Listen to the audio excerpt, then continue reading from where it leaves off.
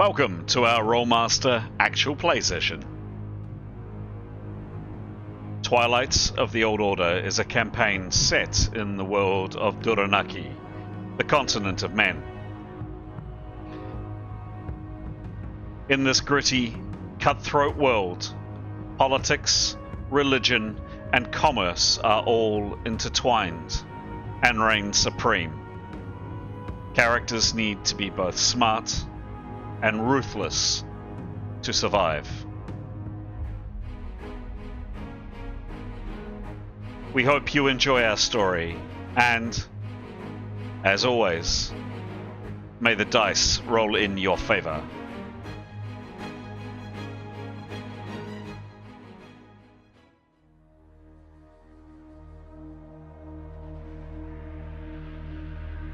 This is episode 152 of Twilight of the Old Order.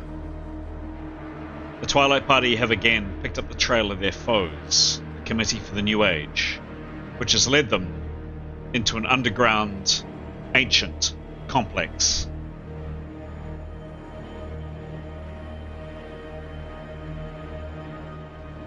We rejoin our heroes just as they have found a delusional and dying man in a ransacked, ancient library in the complex they're exploring. Hello, I'm Chris, otherwise known as GM Chance.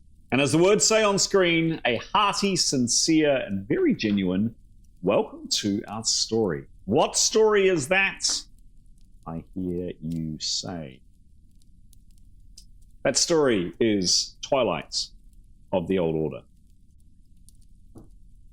Here are the 6 characters that we have in play in our game today. And in a second or two, we will hand over to the characters to do a very quick intro, a slightly unusual intro than they normally do of their characters.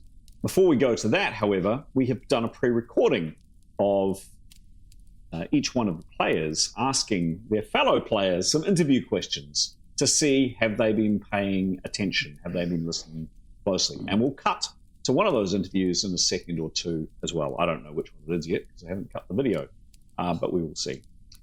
Before we do, a really sincere and genuine thank you to all of our followers, all of the people that follow us online, that provide comments and thoughts and advice or just guidance. Shout out to two particular subscribers and people that are interested. So firstly, Valencia, thank you very much indeed. We've all enjoyed your comments and your enthusiasm. Hope you enjoy this episode. And also Strazco as well. In particular, you've been great with some of your suggestions and thoughts around the rules. But sincere thanks to all of the people that follow both this story and also the Ain't No Place for a Hero story online. Much appreciated.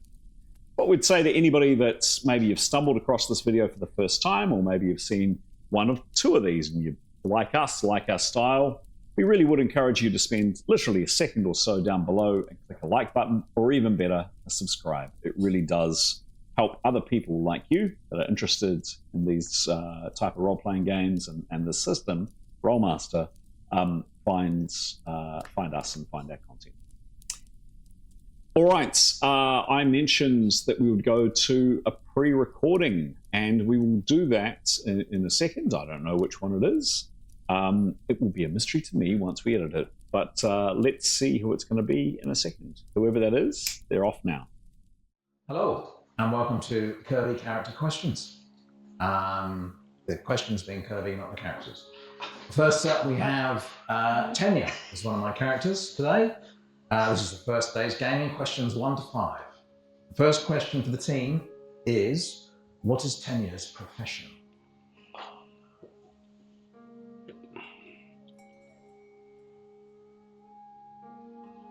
Okay, what do we get? We got Hunter correct from Pete. Can't read what that says, Steve. No, sorry, no good ranger. No, I misread the question. Okay. One for Pete. Hey, you're on a roll. You're on a roll. She's a half elf. Question number 2. I think so. Half elf. What 2 spells can Tanya cast from her magic bow? Oh, what? Oh, no, harder. 2 spells. But if you've been paying attention to the last couple of sessions, she's done both of them.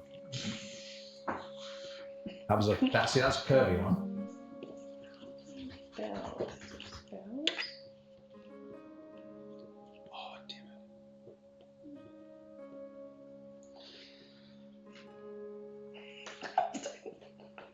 Are we ready? Half a point for each. Let's see them. We've got presence and... Future sight or anticipations? That's pretty much it. It's actually called intuitions, but that's pretty... I reckon we'll give you that. What's that say? I went for enlightened arrow and curvy fire. They're much better. I wish I had those. Fire arrows and ice arrows. Again, rather have those 2. She does have Put fire that on arrows. wish list. Sorry, Fire. Pete again.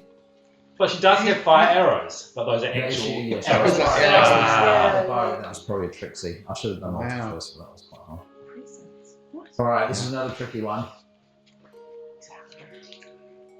Who was Tanya's father? Mr. Tanya. Oh no. Who was he? He's played quite a Who prominent was role. Tanya's father? Tanya's father was Tanya's father. I need to pay more attention when we play. Smith. Mr. Smith. It's common. They get easier. These questions are honest. All right, let's see. Again, Pete, bang on. Dad, missed. I went for John. John's a nice lost name. Anastasia, or as he's known to his close friends, John. It doesn't say it's not John. It's John Lawson. I reckon it's worth at least half a point. Question number 4. Lawson Anastasia. Okay, we're going back into 10 years past now. Question 4, long question, potentially long answer, but you can shorten it. How did Tanya, poor little rich girl from an elite metropolitan family of not inconsiderable means, how did she come to hone her outdoor skills? Not something you'd associate with That's true. some of her. What happened to make that encouraged her to hone those skills? That's amazing. It makes me. These are already better ideas. Oh, these are all better ideas. She's actually Lara Croft. I went for befriended by Mickey. Whoops! Technical difficulties. We're back. What answers did we have there, team? It wasn't Teenage Rebellion, but nice try. It wasn't befriended by Mythan, and it wasn't the Hunger Games. And she's not Lara Croft. Good answers. They're all excellent answers. What actually happened was her family were kidnapped and all their assets were seized, and she fled behind. Oh. They all fell from grace. So she was forced to survive in the wilderness. Tragic tale. Question 5, a bit easier. Which of these statements is Tanya most likely to say? Is it A, group hug? B, thank the gods? C, sorry everyone, my fault? Or D, whatever you say, Lord Mighty Severin? In that voice. None of the In that above. voice. It's all about intonation, isn't it? And the answers are, we've got D, we've got B, we've got Severin, we've got thank the gods. So the answer is D, whatever you say, my lord, my sister. She's quite sarcastic. So she doesn't really have any religion, and the other two, she'd say. Right. Next question. Well done. Not next question. See you tomorrow for more questions. So there we go. Hope you found those questions and answers interesting and intriguing. I know I certainly did. As mentioned, we're now going to go to the normal part of the game where we ask Pete, our scribe and our scholar, to do a recap of the session. But before we do, this is a particularly special game for us. So we play online, as you would have noticed. But once a year, we get together and we get together here in the beautiful city of Auckland to game in person. And here they are, up on screen. Look at them, in person.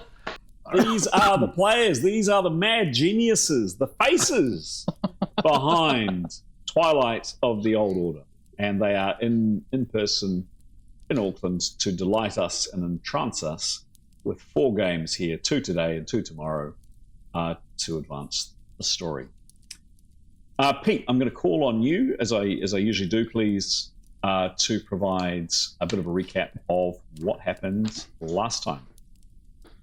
Cool, thank you very much. So we started last session with great relief after having defeated, hopefully permanently, this fellow on screen here. The, I don't know, some sort of guardian of this particular ruin of the Lords of Arcana that we're finding ourselves in, looking for information about devil dust and trying to stop Torvash Papillus. So Tanya had shot that guy in the head, and he had collapsed standing up.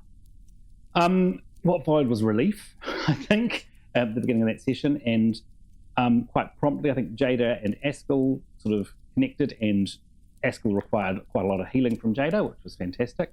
After a little bit of gathering our thoughts, we decided we had to deal with the TPP soldiers who had been hiding in the room very quietly. I think ensued was a bit of a tug of war of the door. I think first Severin was trying to pull the door open, and that worked, but then we couldn't attack them effectively. So then it was Yotto's turn to pull the door open, I believe. Trying to just get at them. We wanted to take them out so they weren't at our backs as we went further into this ruin. We ended up knocking them out or killing them with using the whistling in that room.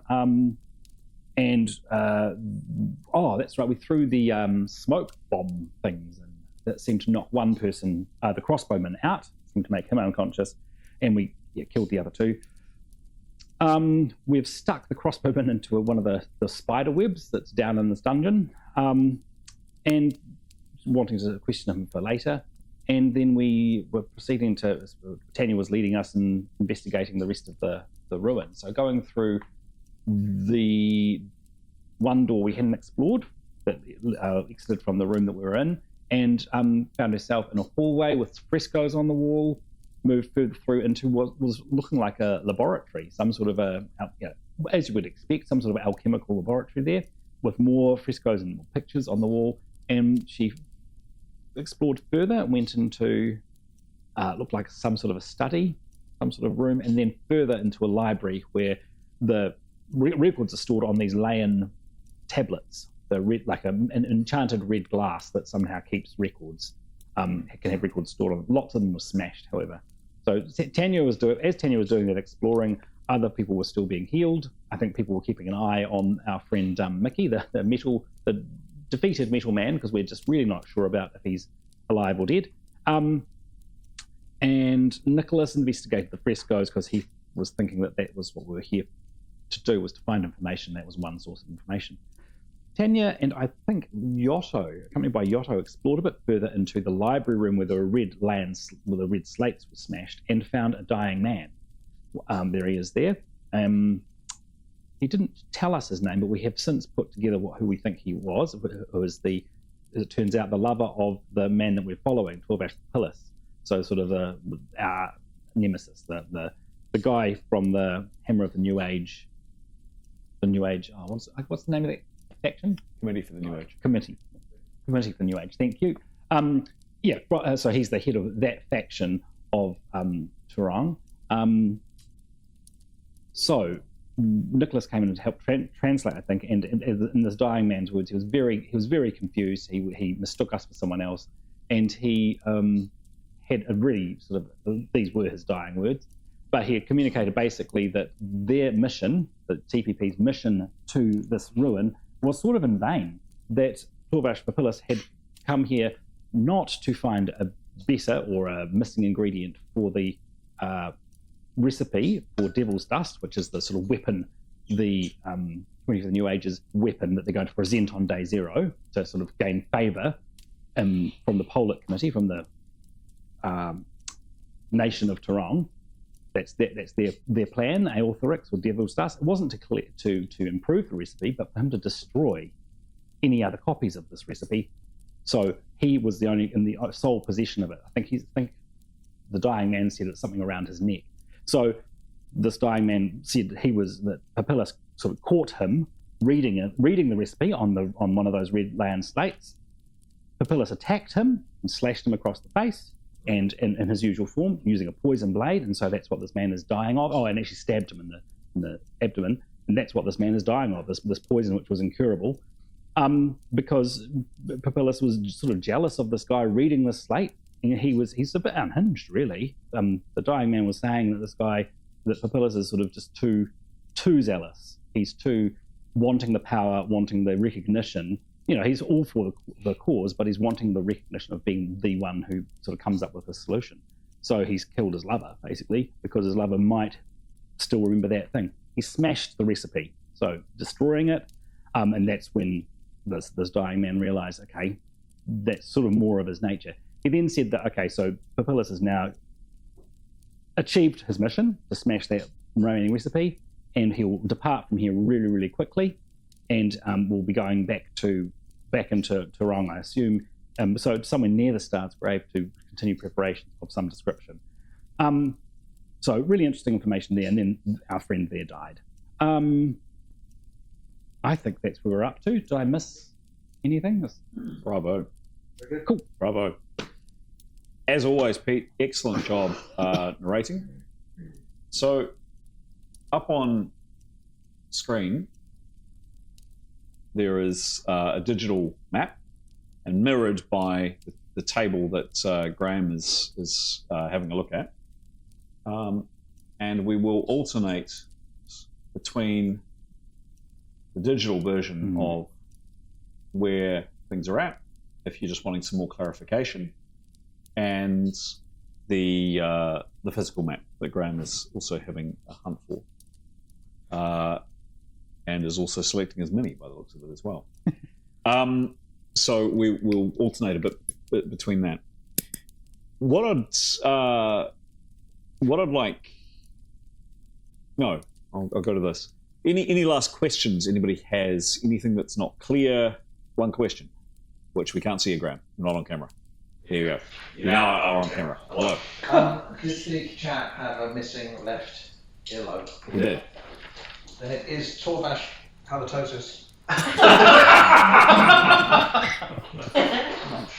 Oh. Yeah. All right. Any last questions? Any last clarifications? Anything that's not clear? Oh, come on, sorry, Chris. Yeah. 66 hits and 3. Oh yes, sorry, yes, we were going to do that. Just thank you. I was meant to do that off camera and I didn't. Severin, you're on 132 hits out of your normal 150. Tanya, you're a bit down on 68 hits out of your normal 96. Jadar uninjured. Nicholas uninjured. Askell, you're on full hits courtesy of Jadar. Thanks, Jadar, again. You've got a -5 penalty from an injury a while ago. Yotto, you're on 64 hits out of your normal 100, and you've got a -10 penalty. Going once, going twice. Any last questions? Nope. Great. Graham, would you just be ready to grab the mic in a second, please, Graham. Let's start the game.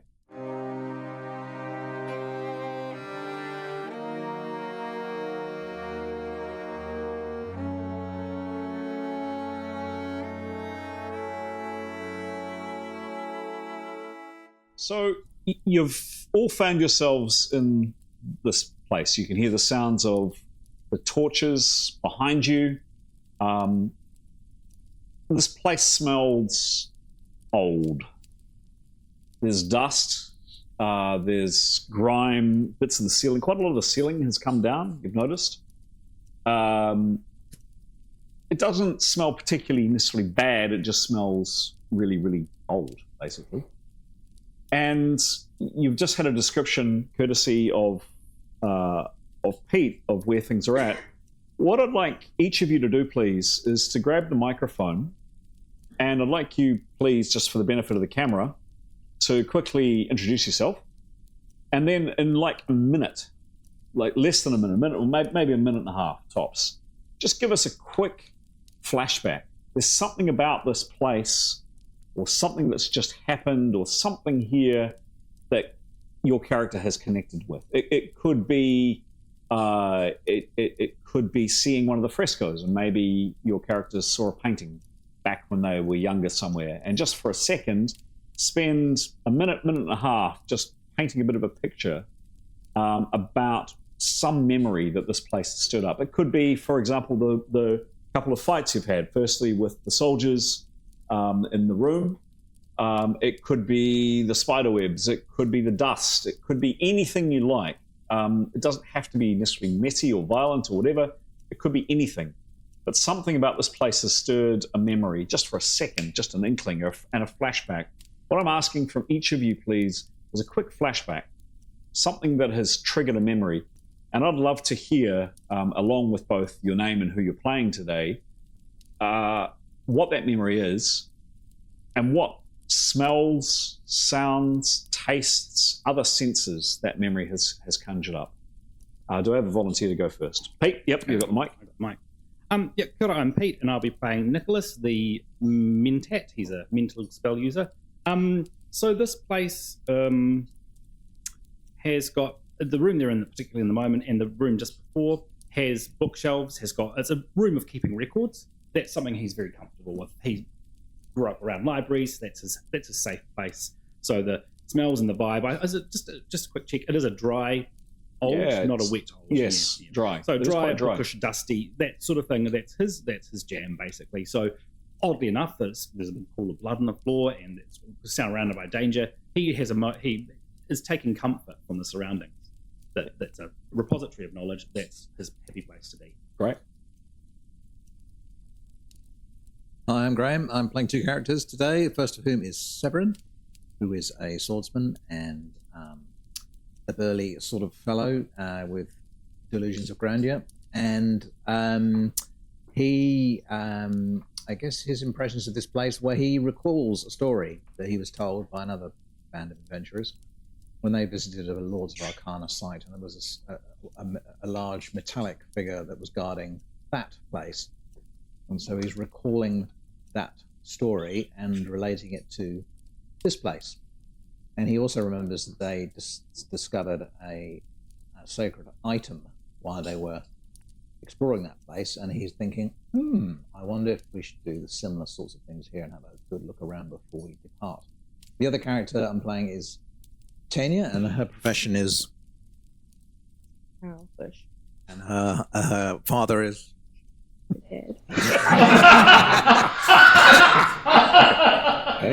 Hunter, and she is an elven, correct? Elf archer and hunter, and as expert archery. And I guess her kind of what's resonated with her, she was when she was a little girl, when she was first given a bow and arrow, she found it was something that she could do, and in the first attempt at archery, she shot a bullseye, much to everyone's amazement. And I guess she's thinking that because she shot that metal thing straight through the eye, and it kind of recalled that moment for her, which sort of gave her strength. Cool. Thought, I'm good at something. Cool. A robot's eye.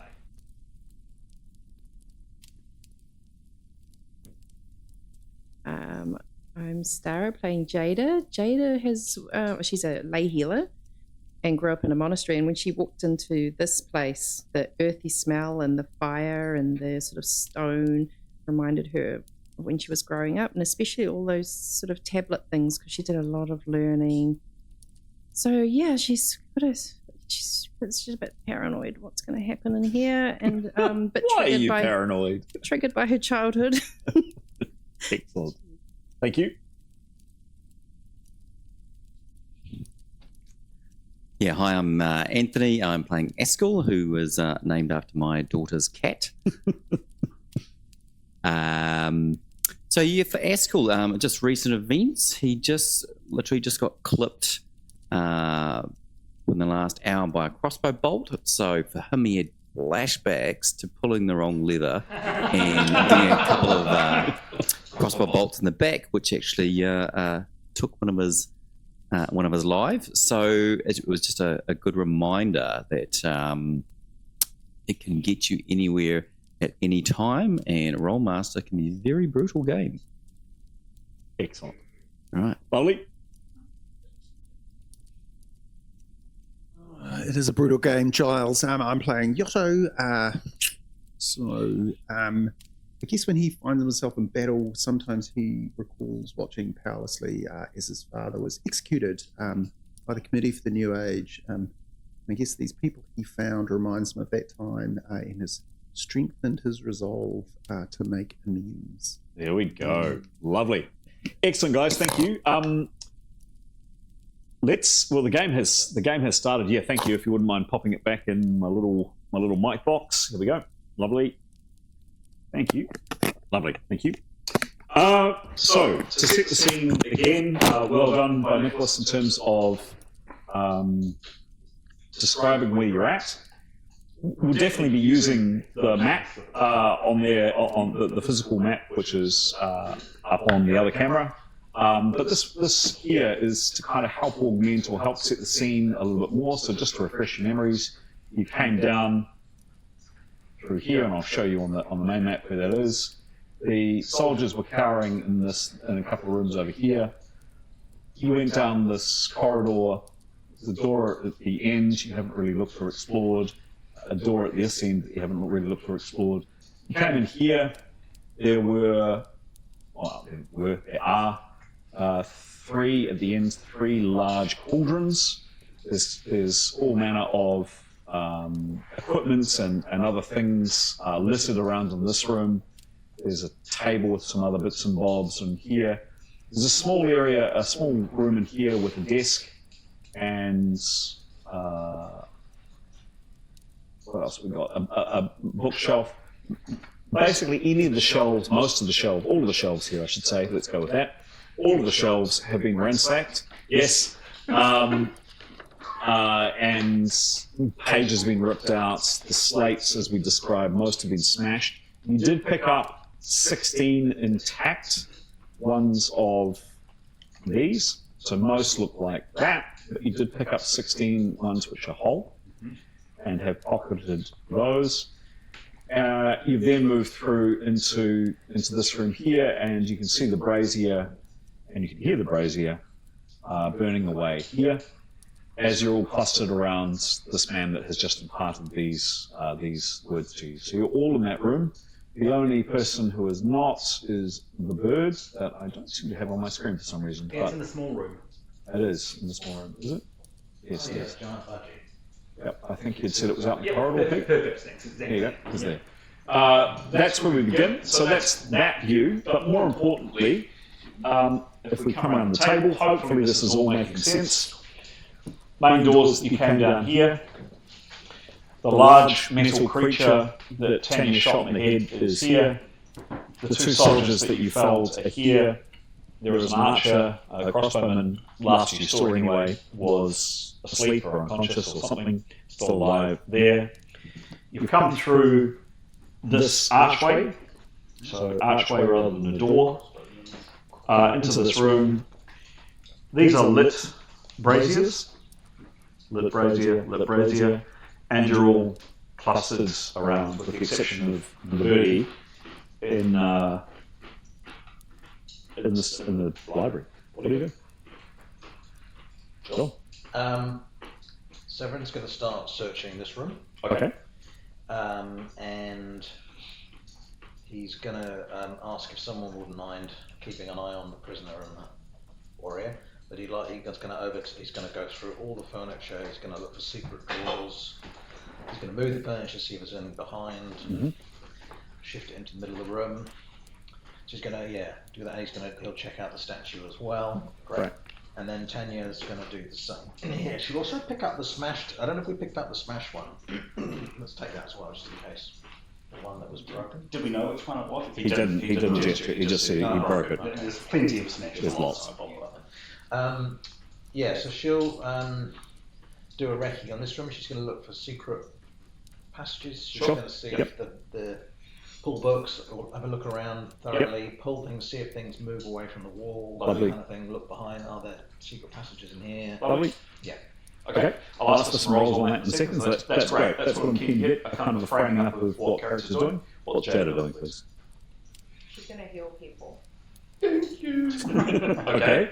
Describe what that means. We'll just Yotto. Okay. Cool. So Yotto and Jada, pop Yotto and Jada are in an appropriate place on the map. We're doing that. Yotto's going to go through the pockets of the dude who just died. Sure. Good once over and then you'll get healed.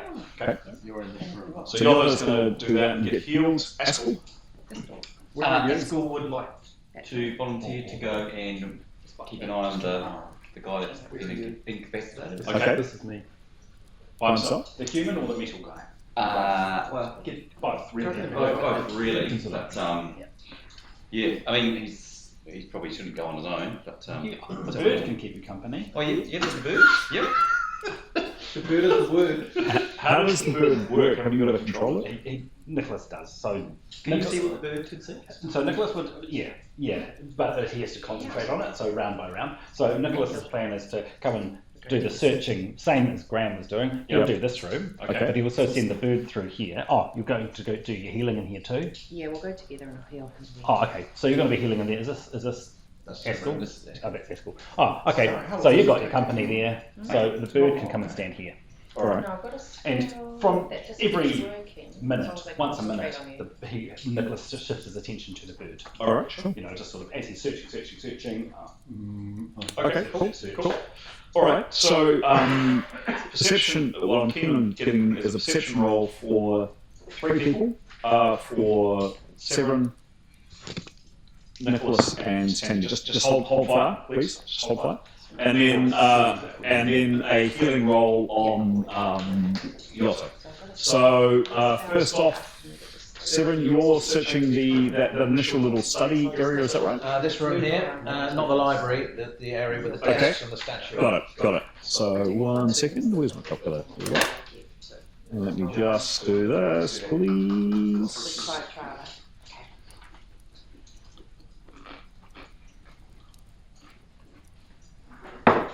Okay. Give me a roll, please. 7. 67. It is masked naturally. Yeah. And his perception is 72.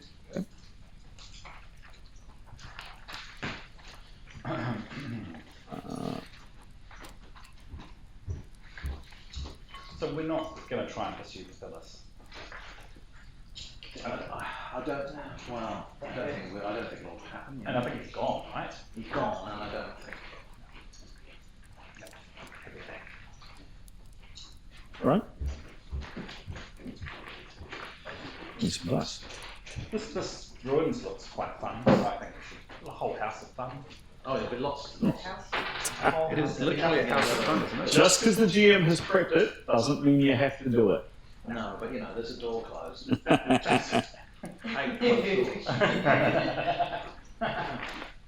Just because the DM's prepped it doesn't mean you have to do it. Look, all this work you've done. We Let's leave. We're done for the weekend. Yeah. Can you do another map? We're not You, having you totally can. Totally can. As long as it takes 45 minutes to open the door. Yes.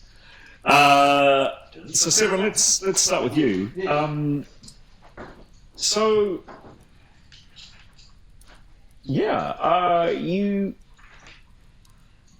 rummage through this this area. You come across plenty of remains of books. You pull out all the furniture. You have a really good look around. You shake stuff. You rattle things, and you do find something. Hooray!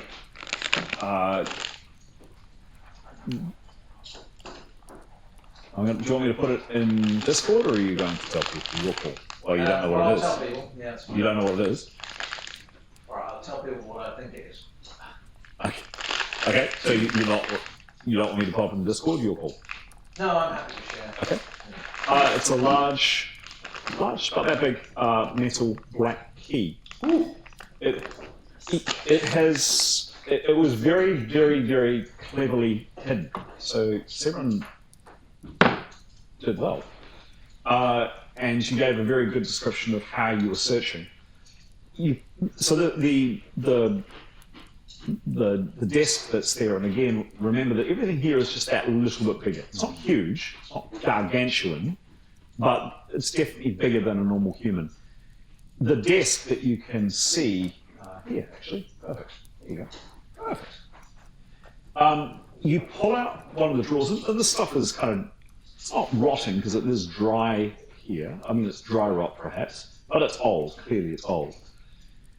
You kind of yank on one of the drawers and it doesn't come out freely, but as you yank it, Severin, you hear a rattle. And you yank it again and you actually pull the entire drawer out. And in the very top of it, in a hidden compartment, is a key. Black key, about that big. Cool. All right, I'll keep that. Yep. Show Nicholas later. Yep. You also come across quite a lot of parchments, lots of quills, the remains of a skull as well. Quite a strange, elongated skull. And oddly enough, a fork, about that big. I'll take a fork, and if there's any parchment... Looks like it's made of, it looks like it could be silver, perhaps. I'll take that, and I'll just, if there's any parchment that looks interesting, Yeah. in terms of whether he'd recognise that Can as you read being it? magical from other things he's seen. Sure. If there's any things. Most of it's pretty ripped and torn. These are, you're going through the remains of things, right?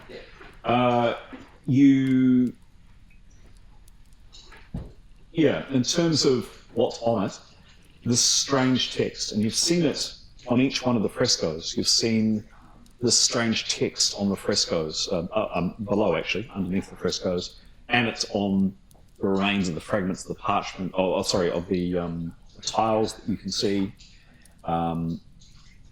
the books, etc. All the vast majority is in this language. If there's anything there that's intact, and if conceivably someone could read this text, could be read, still, then he'll may as well take it. Cool, sounds good. Tanya, she was going through the Library. The library, sure. Library with Yep. accounts. Yep, and you roll. 63.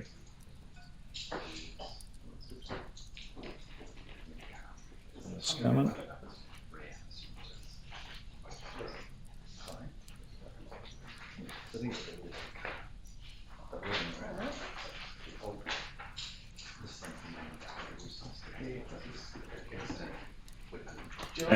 And what's the roll, please? What's the book? 63, and I think she'll search the bloke as well. Oh, 63 was the roll, Yeah.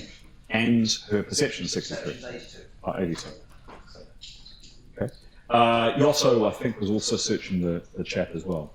Yeah, he's going for a good old Oh, laugh. you have a little rubbish. Who to run it person, really? Yeah, it sounds a bit wrong, actually, doesn't it? Nah. It's a bit less personal than frisk, isn't it? Who has it? I don't know. Rummage at Frisk person? is a little more. It's a Frisk is better than rummage, I think. I think rummage is the Both most those things can get you in trouble with cops. I guess. Searching the library, you rip off shelves, you tear things out. But all the books and all the parchments, etc., are off. And most of them are gone already. It's the remains. It's the straight pages, basically, kind of shredded books on the ground and lots of broken tablets. With all the books off the shelves, there's nothing obvious that Tanya can see. Peering in, using the light from the brazier, looking in, she can't see any visible sign of anything to pull or a lever or anything that would indicate any kind of secret room. She comes up with some chalk, some white chalk, but other than that, she can't see anything else in here. an outline around them. Yosso, you were having... So I'm going to have a good rummage around this person Does and everyone say you have a key? kindly be healed. Yep, sure. He has... Look, he doesn't have much on him, other than going through his possessions. Like, you're quite surprised there's nothing actually on his body, except for a dagger, quite a well-made dagger. in his boot. Would you think take the bag up? Looks quite high quality. Well, it's not particularly big. It's not like a massive. Definitely, it is a dagger, but it's not a huge weapon. It's more discreet, and it's tucked away in his boot. It's got quite a nice little boot sheath, like it goes in. Smaller than those? Smaller than those. That won't go in a boot. Yeah, no, it's smaller than those. Yeah, those are various articles of pointy things up on the wall, and yes, smaller than those. No earrings, no tongue ring. Nothing. Nothing in his pockets. Nothing in his pockets. I'll be enough. Okay, he'll look closely at the blade, see if it looks like it might be poison. Give me a perception roll. 31. And his perception is 48, I think, but I'll just check. Yeah, 48.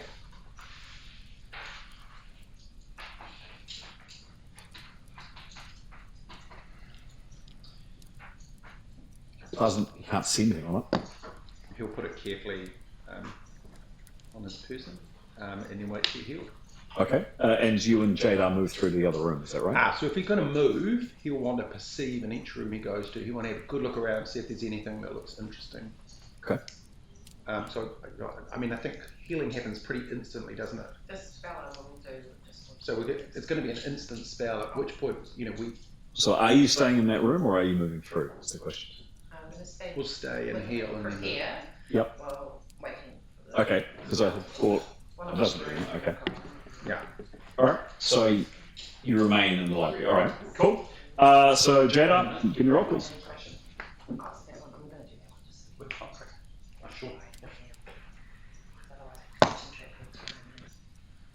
I think the concentration one's a good one.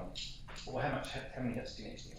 I need, basically, I need 36 hits. And so if you cast a spell, So if I prepare.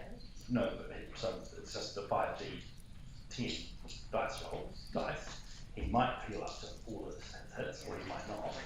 Whereas the regeneration one, the concentration one, he will get up to his full hits. He will, but I have to concentrate. But let's do it. We're not in any massive hurry, so we can just wait until it starts. Well, how many rounds? Because a round is 10 seconds, right?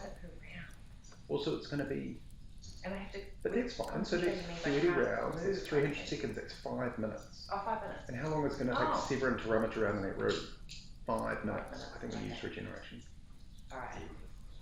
Okay, because concentrate means I can't really move, eh? But it doesn't matter. Concentration means everything else is takes twice as long to do. It would just be weird you got shuffling. We'll just sit in the corner. I mean, it's 34 rounds. That's right, isn't it, Chris? So that's 340 seconds. So that's 5 minutes and 40 seconds. Oh, okay. We can wait 5 minutes and 40 seconds. Okay. Round 10 seconds. Jada, what are you doing? Oh, my turn. So I first, I prepared. Is that alright? Sure, yeah. Just once. Should I prepare more? Well, we just we're prepared. We're out of rounds, so we're not in rounds. So we're not in rounds, so sure. Prepared. Yep. So the next, yep. So it only fails on a 1 or a 2. So I first roll 100 and then... I don't think we need to write anything else because we're just regeneration. Yeah. So I'll just heal. Just roll once. Yeah. 20. 20. Spell goes off.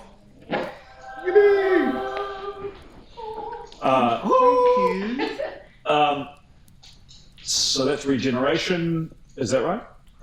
Yeah. Cool. Yotto, you still are at -10, but after 5 minutes and however many seconds you said it was, you are now back up to full hits. You're feeling remarkably better. Excellent. Thank you very much, Jada. Cool. Moving on rounds to Askell. So he will come down here. He'll do it quietly, like opening doors and whatever about them. Does that mean a stalk? No. More just being cautious. Okay. Yep. First, he would like to just peep his head around the corner. Yep. Yeah. Do a perception. Yep. Sure. Yeah. Give me a roll.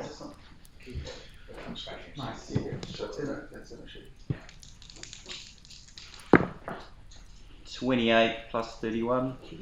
28 could be amazing, of course. Plus 21. 2-1. 31. 31. Okay. I mean, you see this thing. It's got its back it's got its back to you. It's just standing there. This colossal weapon is at its side, and it's just standing there. Turn around, isn't it? Right. Because remember, Jada had to track it. Oh, maybe it did. Yep, maybe it did. And then, you know, like Very unnerving. I mean, you're looking at its eyes. Colossus. Yes, but no movement. Okay. And then from that, he would just come back and he would like to come right up close with this dude. Yep. Yeah.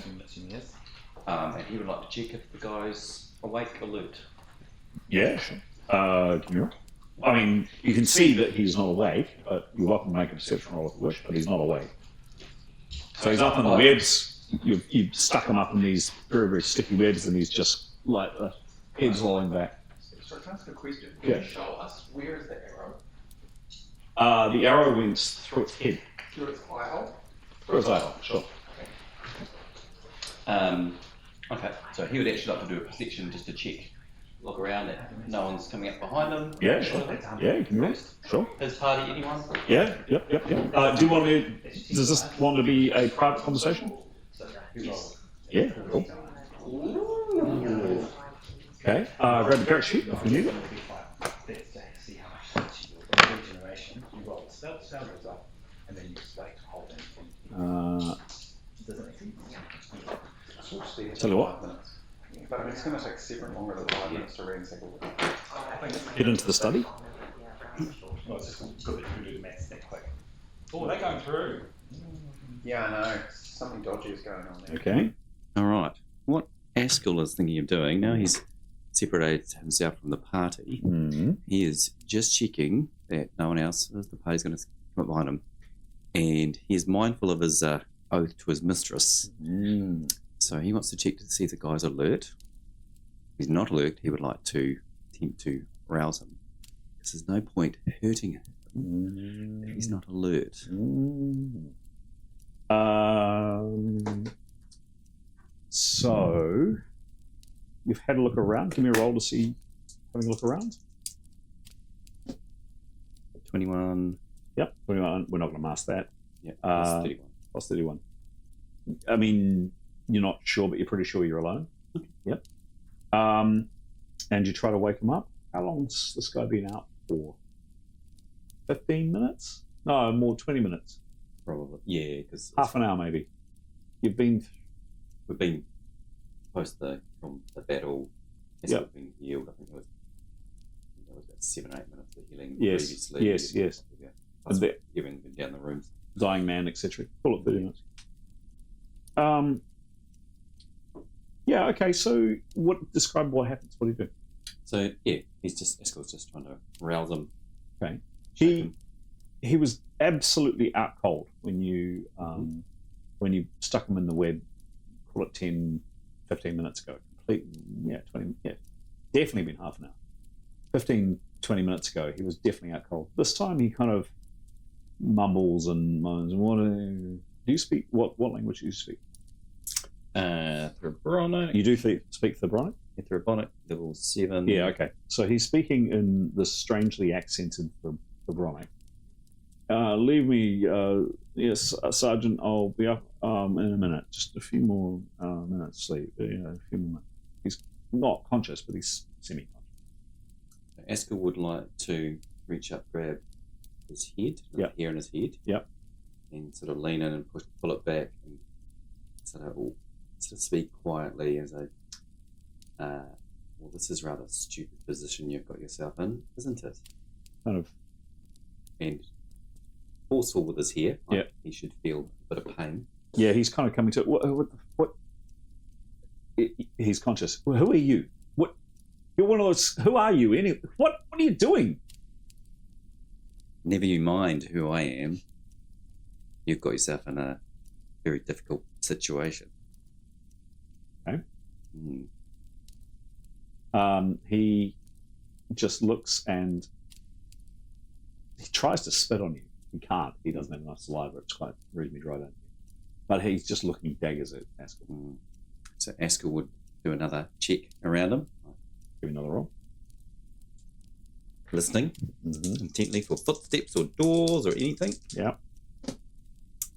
16 plus 31. I'm going to say he doesn't hear anything. Okay. Eskel's going to like rapidly punch him in the face, like full king at him. Okay, give me a roll. Without even a breath of. Yep, he's completely helpless. Yep. Let's see how solid this hit is. But you're brawling? They'll be brawling. Yep. It's plus 50. He did a 98. Roll again. 77. That's a hell of a hit. Plus 50. Do I have a Rolemaster book in here? Yes, I do. In the study. Plus 50. There's no DB that this guy can get. Damn it. Wrong book. Wrong book. Damn it. Wrong book. Ow. Where's brawling when you need it? There we go. Old school. Does it even have brawling in here? Martial arts striking. Doesn't have brawling in this one, but that's all right. We'll do a martial arts striking because that's what we've got, and he's absolutely helpless. Wallop. That's 17 and a D. Roll the D. 48. 48. You crack him on the jaw. Not going to kill him with that, but you really hurt him, and he screams in pain. How many did I say? Take another 10 hits. And passes out again. Cool. Eskel will reach into his pocket. Yep. Pull out his greenstone, hold it to his head, and say, "Mistress, I remain true." Lovely. He will check his knuckles for anything. Yeah, got a bruising, but yeah, nothing. Yeah. And then recompose himself, and then back away. Excellent. Lovely. Lovely. Love it. Love it. Love it. I love it. Pop the mic back in the box, please. Why the bird was here, but the bird, as Lovely. the bird will go through. Thank you very much. Interesting. Okay. Cool. Very interesting. Okay. We've heard from Jada, we've heard from Yotto, heard from Severin, we've heard from Tanya, we haven't heard from Nicholas. Nicholas, please. Now, Nicholas' understanding was that people were going through there. He was going to be seeing the bird with Eskel for a start. Okay, and then come back and look at the door. He'll have the bird through, just keeping an eye on, keeping him company. Okay. Okay, so Eskel, this creature comes in the door. And I mean, Nicholas would say he's going to. Sure. Cool. So Nicholas is searching the room. Yeah. So just to be clear, Yeah. sorry, there was a gap. Yep. I'm making a rolling number. Yeah. Got it? Yep, sure thing. Cool. Now he's searching the where? The laboratory room. Cool, lovely. Same search style as. Yeah. So talk me through that. Which is, well, I suppose it's different, but he's searching under things, and he's always careful. He's very risk averse. Starting with looking at stuff from all angles. Yep. Searching from under things doing all the searching without touching, and then starting to do the touching by pulling things out, shaking things, moving things, sweeping things out of the way, looking behind tapestries. Cool. Give me a roll. Stuff. Looking up and down from as many angles as possible. Yeah. Oh, 21. 21 could be very good, could be very bad. And what's his bonus? 39. 39. Cool. Cool.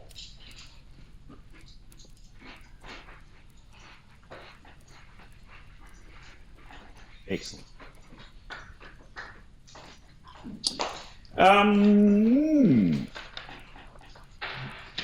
Oh, one more thing, sorry. Severin shared that he found a key. Yes. Nicholas would be specifically looking for keyholes. Okay. As well. Yep, sure. Looking through the remains of this area, Nicholas, you're seeing, just to give you a bit more of a flavour of it, there's some weird objects on this table, which you investigate. There's a strange Yeah. Keep going back to that. Yeah, we do. A couple of things on this table which are quite odd. Is that. Okay. He won't be touching anything. There's three objects Quite neat. that kind of draw your attention on the table. There's that. There's that. Oh, nice. And then also on the table is that. Okay. So he will not really want to touch those with his hands. We want to move them to do his search. He'll use something else to problem out of them. What I always wanted. And I actually forgot to say, he is keen to do a presence spell from. He wants to do in the future. He's going to do more presence spells, but he wants to start with one here as well. Okay, and there's a 70-foot range on that. 70-foot range. Yeah, cool. The length of the ruler. Okay, that's convenient. Yeah. Thank you. Perfect. Can you show me? Can I do a roll? Yeah, sure. That is a 0-4. 0-4, but it's not a failure. 0-1 or a 2 is a failure. So where's he casting? He's might as well be middle of here. Yep. So I'm expecting 1, 2. Oh no, I don't. He's unconscious, so I wouldn't pick him up. It's all thinking beings, sentient beings. Yeah, I think you're unconscious. Yeah, no, that would pick him up. I would. Okay, so he's got a brain. He has a mental activity. Okay, cool. I wasn't sure on that. So expecting 1, 2, 3, 4, 5, 6. 6 others. Yeah, all of our party. You find 7. 7. So there's 1. Okay, he will immediately go and tell Severin that. Maybe you want to try water. Well, initially tell Severin, and then what do we do to Severin? Because we're now sort of dispersed, and it's a bit of a concern. I guess he would. Yep. What do we want to do? Well, 7 people. Are we healed? Probably partway through. Sorry, show me that radius again, please. Yeah. Interesting and very interesting. Can he cast this a limitless number of times? In theory, yep. So but I don't want to gain. No. Yeah. But if he will know this, right? So there should be 7. Actually, no, you find 8. Okay. So not his presence. Sorry, there's 6 of you, including him, okay, which cool. I'm assuming. Yep. 7, 8, 9. Okay. It's because we're taking so long. There's more coming. Yeah, no, it'll be 10 next time. I don't know. All right, so everybody's had a chance to do something. Askell, you're still through in the other room. Mm-hmm. The birds, after you've done your thing, has come in a little bit later. You're now aware that the bird you were looking and listening. You're now aware that the bird is there. For others, your healing's now done. What do you do? Nicholas, you've now informed people that you've. Oh, there's 2 extra. Chris, we need to congregate. What's the blood on the floor down this end of the corridor? One sec. Ask me again, please. Was the blood at this end or this end? The blood was. So there was quite a lot of blood down here. Yeah. There was blood up here. There was definitely blood as you came through here, and there was a spatter of blood that actually led all the way to here. Right. Yeah. Which door would you like? I think we go down the safe door. Okay. So Yotto will come out and walk his way through here, but he's going to have a good rummage around here again, and a rummage around here in a much more cursory fashion though. And here he'll check in with Severin and Nicholas. Cool. As it goes. Nicholas will point out the delightful artifact on that table and say, "I wouldn't touch them. You Okay. can." Yeah, I think Yotto would be that upset about, and he might cut the baby open. It's not a real baby. It's a doll. It's a doll. You don't So reckon creepy. like a mummified Something's baby? inside is it. it? No, there might well be. But, It's not an actual baby. It's a mummified baby. well, it's dead now, though, isn't it? It's definitely Hope- mummified. Yeah. Annabelle. I think Severin will just search. So you'd like another couple of rolls? Oh, yeah, a couple of perception rolls. Can I, sorry, just check. That was the extent of Nicholas's. Done. Yes. So nothing else. Also, where are you searching? So he's had a good look in this room. He's going to come out and have another little look in here. He's a grey elf. So Where's here, mate? So this is which room do you call this? The study. Study. Yes. So he'll come and have a look in the study. Yep. And he's more interested in the walls and Sure. Give me a roll. Yeah. So that's the safeguard. I think we're doing it. 92. There. Could be really good. Don't forget. Yotto's going to be smashing into Mickey. And What's his perception? Yeah. No, nothing additional other than what's everyone found. Cool. And he'll rinse and repeat in the lab. In the lab, sure. So he's particularly interested in the things on the floor. He wants to look inside the floor. Yep. It's and like I say, He'll open this. Sure. Okay. So first, give me a roll, please. Perception again. Yes, please. 48. Yep. Is that right? And again, this perception is 48. Which is weird but true. Yeah, starting to go through there. no further sign other than described for Nicholas. You take a dagger out and you slice this thing open. It's full of ancient mouldering love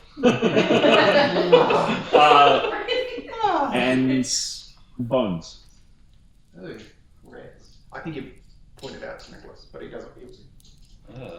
Okay. Doesn't want to do anything else. You don't know what kind of bones, but bones. So this actually probably is a modified thing. But full of bones, as in it's been stuffed with bones. No, as in it's rags, but there is bones that go down the arms. There is a rib cage inside it. Okay. But stuffed inside the rib cage are rags, pieces of material. Okay. It's been modified. Yeah, I know. I don't have any further interest in it. Yeah. What do you do, guys? My guys like to. I think Tanya will get together with Nicholas and. Not like that, though. No. Very, It's family show, please. Family show. Would kind of like she would go down here, checking for traps, and listen at that door. Okay, so first trap detection, please.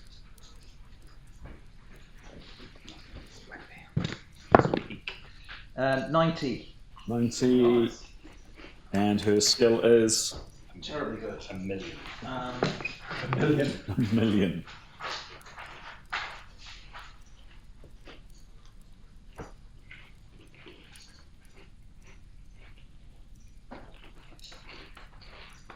$45. Okay. Okay, so she's moving. And would have passed Nicholas saying, let's check this out and send the bird in. Send the bird in. Yeah. So going down this corridor here, down to this door here. Having a little wee listen. So okay. She doesn't. She moves from here. Nicholas has already been down that corridor anyway. Yeah, well, he's gone on. He's on his art tour. Yep. He's done some Nothing happened to him, but there's no reason something could happen to Tanya. She doesn't notice anything unusual about the floor, or doesn't detect anything unusual. So you'd like to listen at the door and just wait for not the rest of the party, but the rest of the party that are coming with her, which I think would not be Otto or Jada, but I think or Ascol. Okay. She's waiting at the door. Others, please. Nicholas's plan is to check on who's going through to keep an eye on the metal man, and if Yotto's expressed his plan of taking the metal, working on the metal man, then that's where Yotto's going to go. Yeah. Is he going to go through there now? Yeah. Okay, so what Yotto's going to do is walk his way through. He's going to find something to climb on. He's going to go and get one of the swords of the dead person. Yep. He's going to get up and he's going to take his warhammer and ram the sword through the hole the arrow's gone through. Okay. Into the dead person. In terms of stuff to climb on. So this needle thing's like 14 feet high, right? It is. It's very, very big. Look, if he can, he might have a whack at its nose, so you can knock it over. Right? But if you can't, you'll want to climb up on something to Yes, Andrew. I did not know they hinted that. That's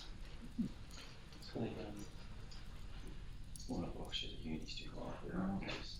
So she's going to be strong enough to hold it way. But Richard, is that right? She's No, I don't know. So Right. there's a box in the corner, one of those, which is. How much do you weigh? Giotto, it's a really good question. Sorry. He weighs. Come on, where's his weight? Sorry, 169. 78 kilos. Yeah. Look, if you're prepared to take some time, there's enough kind of detritus and mess and just stuff in there. You could probably, and in this other room, there are barrels and crates and other things in here. This thing walks, right? It's got knees, hasn't it? Yep. So I think the first thing to do is get his warhammer and smash it at its knees a couple of times to see if it can buckle in there so it falls over. It can't do that, you know, it looks like this thing is just going to stand up. He'll take the time to move through to stand up, that's it. We're not too worried about noise. It is about Mess with noises. Make quite a lot of noise already. Smash it thing up in the first place. Bang! I want a bang. Do I have a bang? Tiptoe back into that area. Do I have a bang? Maybe I don't have a bang. Metal. Oh, I do. Anyone else to come from? Got a metal. Yeah, how about that? Like that? Like that? It's different than garden back. There you go. There we go. Bang! Bang! Nothing. This thing is solid. You'll move So away. Going to be here, but Birdie will be advanced. Okay, it'll take him. It would take him, and I don't know if this impacts on others, but it would take Yotto. There is enough material in there, barrels and crates. It's all kind of rotting and decaying. But if you spent 15, 20 minutes, you can get something. How tall is Yotto? He's very tall. 7. Okay. Okay. Okay. So with a good 20 minutes or so, you can get enough of a platform, let's call it that, of rubbish to So haul out, stack here, and then So in this pile of rubbish he's walked past, and in the laboratory room, is there anything that looks more robust that would be easy to move? I mean, it's 50 feet, he'd need someone to help him move it, so he'd probably grab his warrior mage. I'm just thinking from a time, if he can see this, he's going to figure out it's going to take some time. Yeah. Way quicker than move the table. Probably the desk, the remains of the desk. This one here? Yeah. Okay, so he'd ask Yep. someone to see how heavy it is. Great. You know, even he could probably stand on something that's this huge, but it might weigh a lot more. He'd stand on the desk first to make sure it wasn't going to collapse, obviously. before Tests it. Sounds like it's pretty weak, but he thinks he can do it. He can stand on it. He stands on the desk there. Yep, he does. No, he's all right. Okay, in which case he'd want to move it. Okay, he can't by himself. It's No, I far need too someone heavy. to help. Can someone help me move a desk? Everyone. See if we're going to help him move desk. Feel like doing some furniture removal, Severin? Well, I think because we're going on, maybe one of the others would be good. Don't mind until Eskel. Yeah. Eskel's happy to help Yotto move the Oh, yeah. desk from there to there for Do you want Yotto to float to it? not to smash the thing. How much power points have you It's a got? low one. So will Yotto come and get Ashwell Day? Yeah. Give us a hand, bro. Well, so Yosko's already walked past, he's told Eskel what he's doing. He's nipped around, given it a whack, it hasn't worked. He's looked, he's seen detritus. He knows this desk is here, so he'd come back and say, I'm going to go grab the desk and move it. It's, so Jada might say, oh, I can float there. I can move that on myself. Okay, in which case he'd ask Eskel if he wants to whip through and help him do a bit of furniture removal. It's very heavy. A big sturdy thing. It would need 3 people to move it. 3 strong people, at least, with And how long was it going to take to move? probably about 15 minutes. Oh, I'll just click the rubbish. Okay. So 20 minutes or so does take quite a while for you to collect boxes and crates. Some of you put your foot on, some I'll goes look around through. at the same time, right? Yeah, sure. Rummaging Do I find through. that dress of quintupling power You points? don't. You don't. But what you do find is And obviously we'll twist the 3 dead people at the same time. Yep. Two. quite a lot of material, rubble and stuff that's come down from the searing. Pottery shards, quite a lot of rags. A spike, like a metal spike, it's kind of bent and rusted, about that big. Looks like a pinton that you'd ping in something. So that's going to take you quite some time while Yotto's doing that and making a reasonable amount of kind of,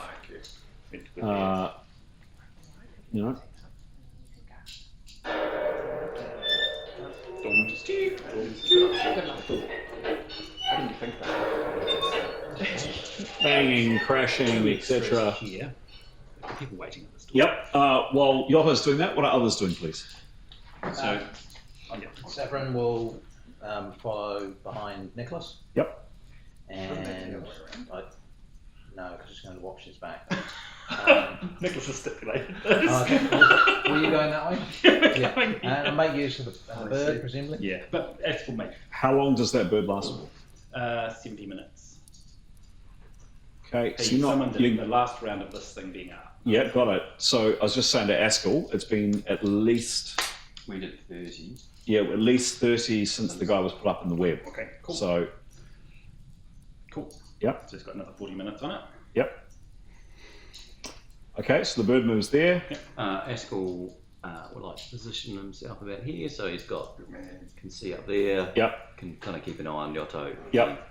Anything sort of coming. Yeah, in. cool. Great. And Jada? I'm gonna heal Tanya with regeneration. Okay, cool. Whilst doing that, How long will that take, please? Tanya and Jada, I'll need to know how long. Maybe something short term would be. How long? It's one hit point every 10 seconds. How much healing does she need? Tanya's on 68 out of 96. Yeah, 78, 88. It's only going to take like 3 minutes and 50 seconds. All right.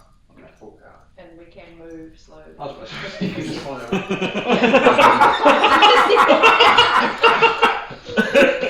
I have to touch you. Give me a roll, please, Jada, if that's what you're doing. I have to touch you. Fails on a 1 or a 2, give me a roll. Us girls have got to stick together. Yep. So that's 75? 75. 75. Cures everything. You are Onions. you are on full hits, Tanya. Hooray! Hooray! Thanks, Jada. Nicholas likes to. How many times have you said that in this game? Yeah. A present from here, please. Okay, presents from there. Yep. Now there's 30. Now there's 30 other people. So You should had to catch. say it, Should didn't catch. you? 1, 2, Yep. 3, 4, 5, 6, 7. So the party plus the unconscious guy. Yep. Let's do the roll. Just 25. She's fine. And so she's right. He is right at that door. Correct. Correct. Well, it's Tanya in between him and the door, and Severin between him and the other door. Does the present get stronger or weaker depending on how further? No, he does not know direction. But this one was faint, right? Well, actually, the presence was Faint. So if someone's busy dying, it's. Or it was that. was there. Oh, yeah, actually. Oh, yes, the metal man is now back in range. He is. Yep. Okay. And what's the range again? So 70 foot. I really don't like the way Chris just said that. 70 foot. You'll be fine.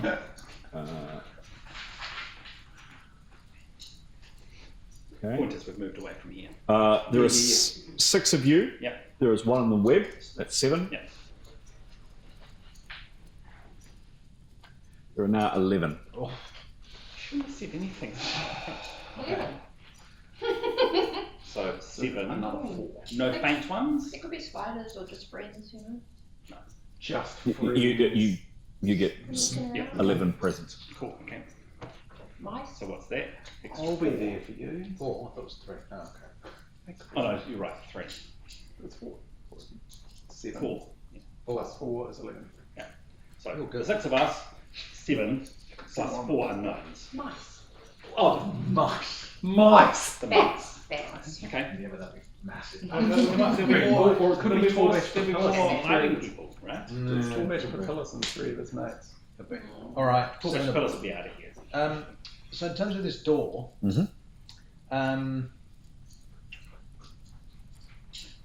can Tanya see which way it opens without opening it? It should be on there. It opens inwards. Right. Oh, I see. Uh, The black line is underneath. Where's the bird? and can people stand either side of the door? So, just 1 second, and I'll be right with you, please. So if you put a bird in front of the door, someone's going to shoot the bird. Then if someone's behind the bird, does the arrow go through the bird or can the bird stop? Can the bird open the door? Well, that does seem like a stretch. I don't know. So, question, please. There's room for someone to stand to the left of the door, but not the right, by the looks of it. Yeah, pretty much. So, Tanya will stand to the left of the door. Okay. And if it's all right with you, put the bird in front, and maybe the others could just go around the corner just a little bit. Sounds great. Nicholas is placing maybe out of danger. Anybody with an arrow? Does someone want to knock an arrow? Tanya will have a bow out. Yep. Where do you want Severin? Severin, I think they'll just be out of the way in case, just through here, and then they'll come forward as soon as the door's open, and they're sure there's nothing. In fact, why don't I swap that around? She'll put an arrow on the thing there. He'll be there at the door out of bow range with a shield up, and then he will just push the door handle down so it's then open it, and the bird barge through the door. Okay, cool. Sacrificial. You do exactly that. And the door opens. Nice. Sorry, it needs oiling. It does. Can I please have, and this is... Do we need to look the other way? Enjoy the whole image. Sorry? Do you want to make a lighting box go away so we can enjoy the whole image? Let's switch the lighting down. I think it's Careful, he's got the mood lighting. Oh, look, there's a whole new bit of map. So technically, this is just what? Well, yeah. Describe what happens. The door opens. Let's describe what goes on. Well, I think the birdie first. Yeah. So this is through Nicholas's eyes, correct? And this is I've always found a little bit weird about this because this is you kind of gaming it and being able to tell others. But let's move through it. There's a room. It's those dimensions. So if you grab the ruler, you can kind of see roughly what it is. What is that? Maybe 50 foot by I don't know. But yep. There's what appears to be kind of mold. It's dark in here, and you can see up on screen a bit more. So you've come through. The door has opened. That's locked. It is locked. Door has. Look at that. Creak, the door has opened, and you can see kind of mouldering straw, quite a lot of it. Here, I need a pointer. Where's a wee pointer? There's my ruler. That'd be great. Thank you. Mouldering straw and stuff there, and just what appears to be rubble parts of the ceiling, boxes, etc. there, and then on the far side, another door. No birdseed. No birdseed. No birdseed. Okay. The room is empty. Well, Severin doesn't know that, so he'll wait for. Thank you. Thank you. Good role play. Wait for Nicholas to say something. So I guess Nicholas will move the bird in. Your call. I don't know how if it's silent. I'm assuming it's silent. It's flying. It's not beating wings or anything. It's always moving. Like the matter in it requires to be always moving. So it's sort of a circulating sort of thing, but I assume it's silent. We'll say it's silent for the moment. I'll think about it. So we'll move it in halfway. Do a full. Yep. Do a bit of a wait. It might go up and down. It's like touch the floor. Yep. Yeah. Ceiling is definitely parts of it have come down. Okay. So you'll remember when you went down these steps down to the big double doors, a lot of the ceiling had collapsed here. You had to do a maneuver to get through. Yeah. The ceiling has definitely come down here, and part of the ceiling's come down here, and it's definitely this part of the complex that you've seen so far. It's been all right, but over here it's definitely looking pretty rough. Okay. So he'll keep it away from anywhere it's going to collapse or make things less stable, and he'll go and place it here. Yep. Once that's done, and it's sort of waiting at that door, he'll stop his concentration and he'll encourage everyone else to move up and to talk to Severin. Okay. And so we're ready to advance again. Should we do the same thing on this door? I agree. So Severin obviously will have seen the bird walk in. So hang on, Jada's coming with us, right? So we're now. So once he gets the okay, Severin will take exactly the same path the bird took. Okay. In case his traps on the ground. Or things like collapse. Yep. Yeah. And then I think the others follow. Tanya will. We move to here and we do the same thing. Tanya peeking around to shoot. Jada guarding Nicholas's back. Door open that way. Door opens inwards, yes. Can you just tell me Is this on this side? Sorry? Is the handle on this side or this side? Handle is closest to you. So it opens like... hang on, does it? No, it'll open that way. Open like that? Yeah, so the handle's on this side? Correct. Right, so I need to be on this side then. So, same thing. Well, first of all, he'll have a listen. Cool. Give me a perception roll, please. What you do definitely hear something, by the way. 52. That's it. What's that? This guy smacking this thing. You've been hit. That's my knee. Sword going through the eye. Let's hope that anyone listening assumes that that's a damaged guardian. Yeah, that's right. Okay. They're hiding like hell. What was the roll, please, Severin? 52, and his, what's it? Perception is 72. Okay, he's up at the door. Now, he didn't sneak when he went up. What? Seven didn't sneak? How do you know? When I wake up, Oh, the last time I didn't sneak, I got a knife in the What did that cost you? That's Well, it was worth having a knife. No, it was worth having a knife. So six. That's Oh, really? Well, I think it's worth that. It's better than not nothing. really like that. I took a seat and completely. one And then thing. ground like that myself was that. Once I got over myself, read through all my spells and figured out what I could do. I realized Chris is like, One why I not should do do it? is investigate how an item works. She was trying to Because you get to attack your weapons with a bolt ability or someone does. Yeah. With One of them something is partly ready. That's a shot bolt. In this game, often it's not one of Graham, in your Discord now. Sorry? In your Discord now. Oh no. Discord messages. Others at the door? Can you just let me know when sword is? Yep, sure. So, no, you're still whacking away. You know what I'm doing. Yep. And with Askell keeping overwatch. Yep. All right.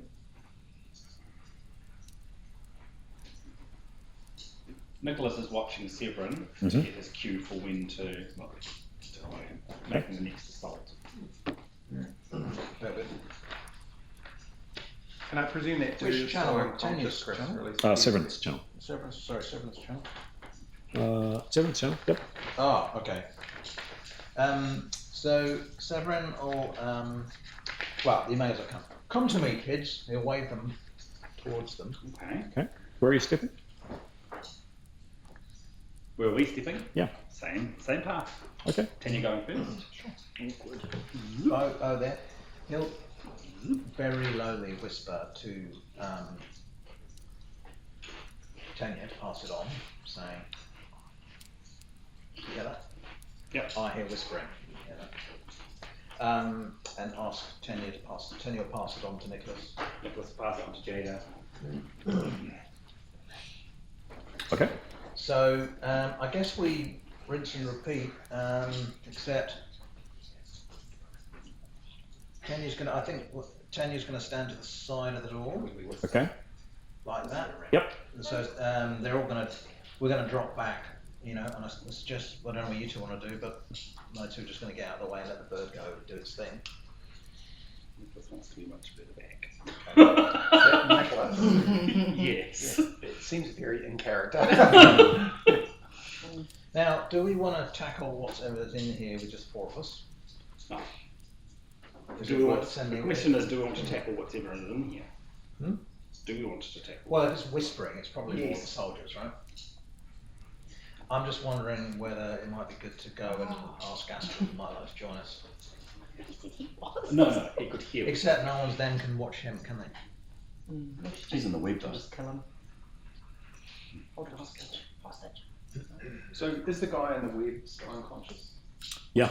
So can I ask a question? Yodo has a spell, Charm Kind, which makes the person he charms consider him to be his friend. The Sure. spell doesn't define if the person needs to be unconscious or not. Conscious or not. Could he cast it on somebody who's unconscious? So But he'll physically restrain.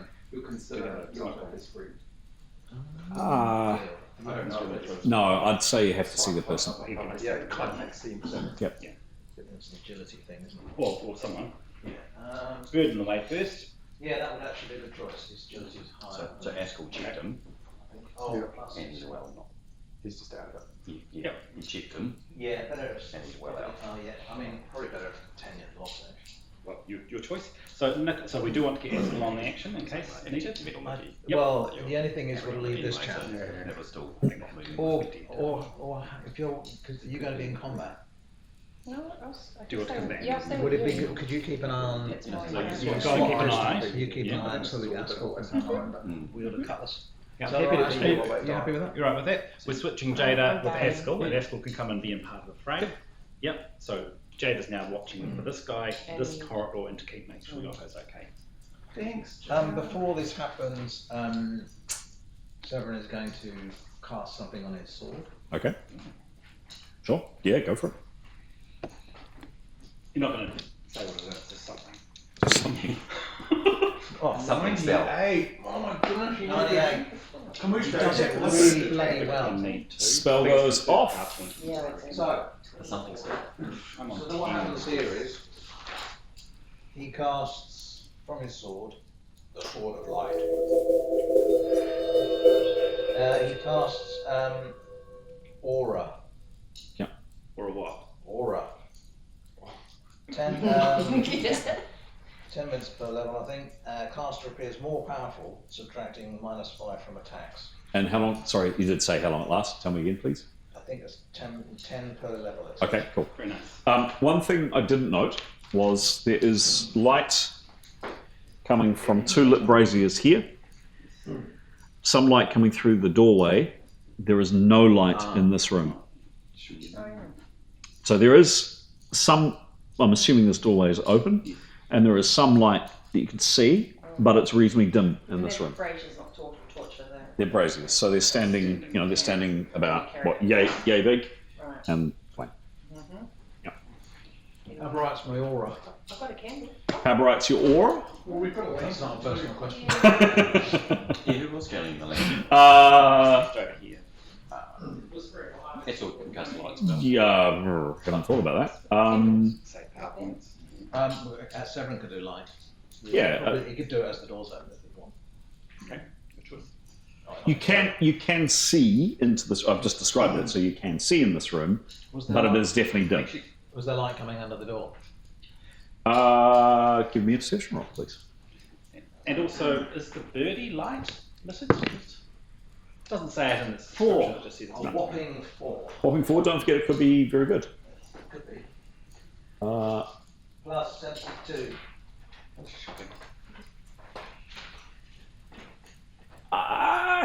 who is Severin looking? Yeah.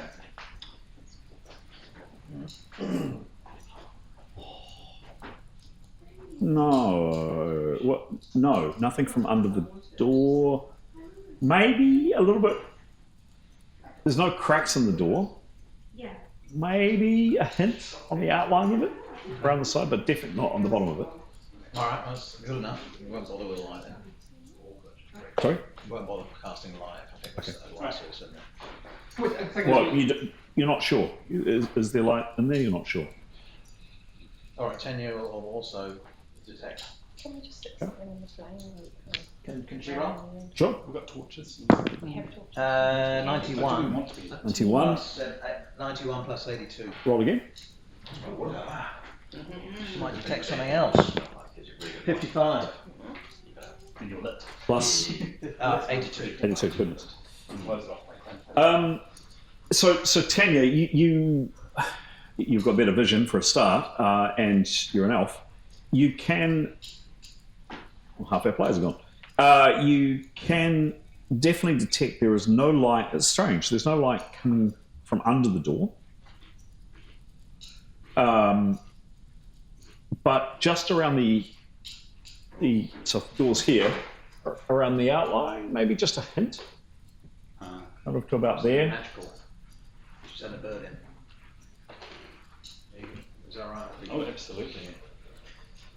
Okay, well, so if we're all ready, does anyone else want to prepare? Or We could always bring the lantern if we want out the room lit. Where is the lantern, by the way?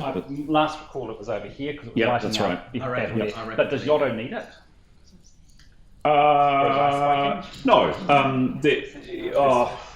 I mean, we had limited light from there. Didn't we? Yeah, Not actually, good idea. We need a lantern. We definitely need a lantern. at least we've got time to prepare if you want. Are you preparing anything? He'll prepare for sure. Or do you want to fully prepare? He will prepare beforehand, sure. So this is the lantern. Actually, no point because he's controlling the bird, so he's losing the prep. I'm assuming that Yotto is using the lantern to see what he's doing. Okay. So I think our plan is that Severin's going to release the handle of the door and let the budgie push the door, and then he's going to stand well back.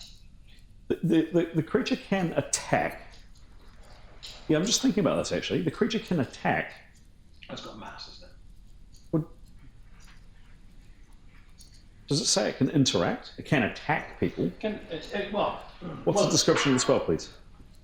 it is it's a summoned being. Sure. Yeah. But certain summon beings can interact with things, and certain summon beings can't. So. It says it can carry people. Okay. Okay. Well, it's a riding elemental, so it can carry things. Oh, I didn't know that. Okay. Carry people. Yeah. It's capable of carrying 2.5 times the current. No, fair enough. Fair enough. So Severin will urge people to. He'll release the handle. And hasn't given the thing. What? Smoke bomb. Oh yeah. Has one of the door. Yep. Yes. Actually, I'll get Tanya to do that. So she'll just lean her bow up against the wall so that she can grab it again after she's released the thing. Yep. She will have the smoke bomb. Yes. Thing. Not called that. Yep. Yep. And then release the handle. Let the budgie push it open. Yep. Just see for a moment what happens with the budgie, and there's the door. Once the door is fully open, she may then opportunity action lob the. Cool. Okay. So what happens is handle's pushed down. Yeah. Bird goes up. Yeah. Door doesn't budge. Oh, boo! Doesn't budgie. Okay. Magical. Or if it does, sorry, no, I rephrase that. It moves a minute amount, not locked. Someone's leaning. There's a magic user in there who's put the spell on the door. Yeah. Or someone's leaning against it. No, we've seen the glow. There's a glow not from under the door. Yeah. Surrounding the top. So Okay. how do we overcome that kind of spell? You almost need someone with unlocked law. Have you got us? I'm not hearing any of this, right? I'm No. thinking it's So Yosso is quite some distance away doing this. That's right. Yeah. I'm merely hammering away. Da-dum, da-dum, da-dum. So, you haven't gone there. Sorry. Yeah, well, magical abilities. That's a good answer. Yeah. Is to answer that question. Alright, Tanya Well, we will kind can't of. do a portal. Yeah, but you're all right. It's a carpet. Yeah. Tanya just whispers what's going on, and then.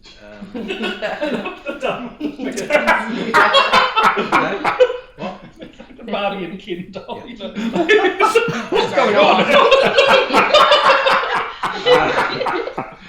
Is that? Would you like a cup of tea? What does that say?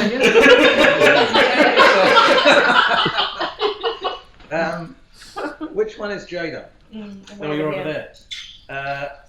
So she's going to wee all the way home and say, Jada, can you open doors magically? No.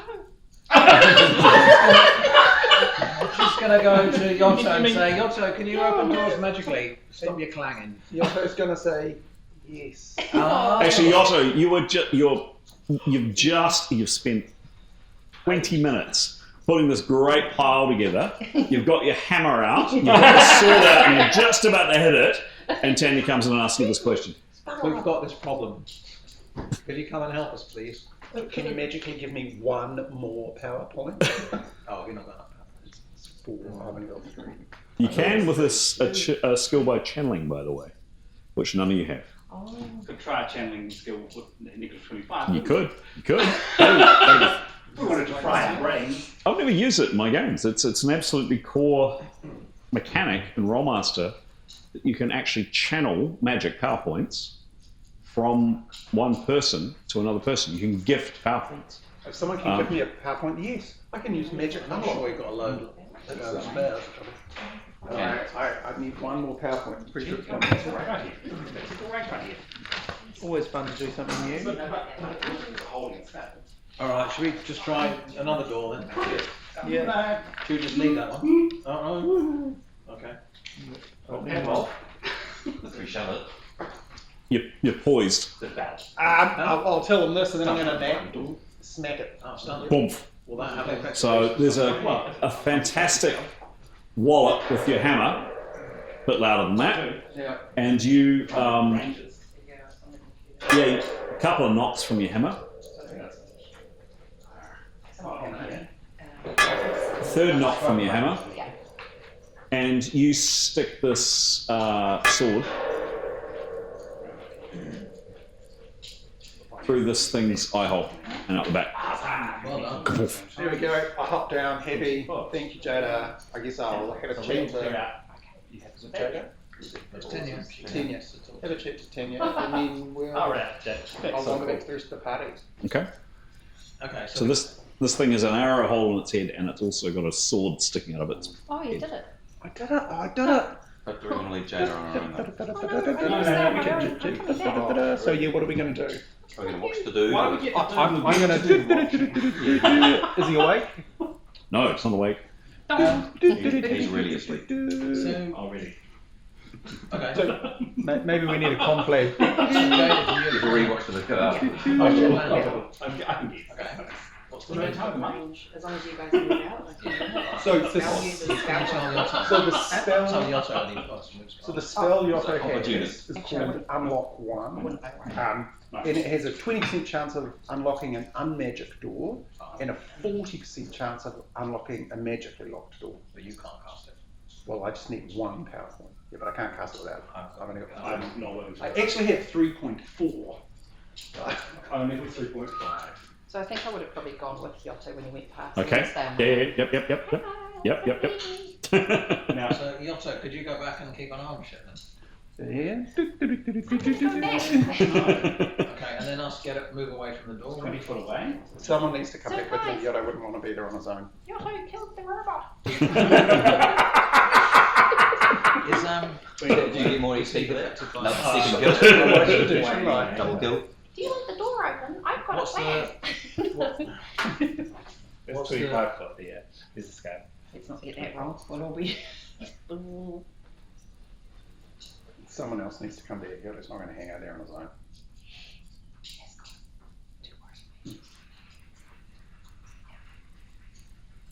Well, I was there, but I called for We're out. Yeah, we're out of range. Cool. And what happens? That's you, Jada. You're on. Hey, I've got an idea. If I go up to this door and ring my bell, they'll all get knocked out. The spell will be gone and we can kill them. How many times a day is it? There's no limit. Yeah, no, we did confirm this. That was the medallion. It's once a day. Was once a day, but the bell's unlimited. No, we did put on the bell too. Okay. Definitely. So do prepare. Well, Yeah, so I'll prepare for that one. Okay. How long should I prepare? 4 times? Do I really want this to work? Yeah. I'll prepare the full, Yep. and then I shall. Do I roll for this? Yeah. Yeah. Absolutely. Okay. So stay back 20 feet. everyone starts celebrating. Okay. 20 feet. And I got a 15. What? 10 and 5. 15. 15. Oh no. 15. That's right. It goes off. That's fine. 15. The spell goes off. Listen closely to the sound of bodies hitting the ground. Yeah. Well, they just get a bit dizzy, but the spell should stop. Well, if it's a spell that's being held by someone, So close to that. Spell goes off. You rolled a 15. Is it blinded? What do you call it? Okay. What's I've already got ruler. I am going to borrow. Yeah. Okay. What's the again, please, Jada? What's the range of the spell? 20 feet, and I was really close to that door. Okay. Yeah, got it. Needs the door. Got it. I had to. This is so much handier having my digital version that I can check. This is good thinking, GM. I do so much to myself. Ringing the doorbell. Okay. Lovely. So right at that door, and 20-foot radius or diameter. Radius. All around. Radius, 20 foot around you, right at the door. So 20 foot out From From Jada. And you guys are standing well back, and it's right at the door.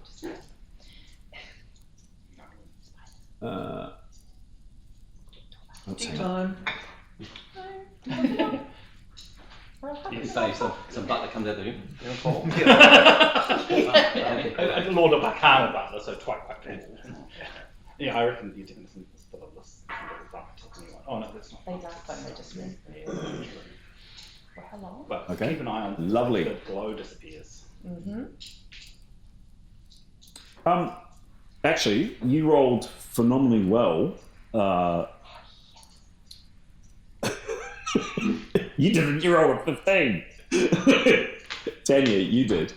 And I wouldn't have given this to you. I wouldn't give you this information if you hadn't rolled as well, but you did.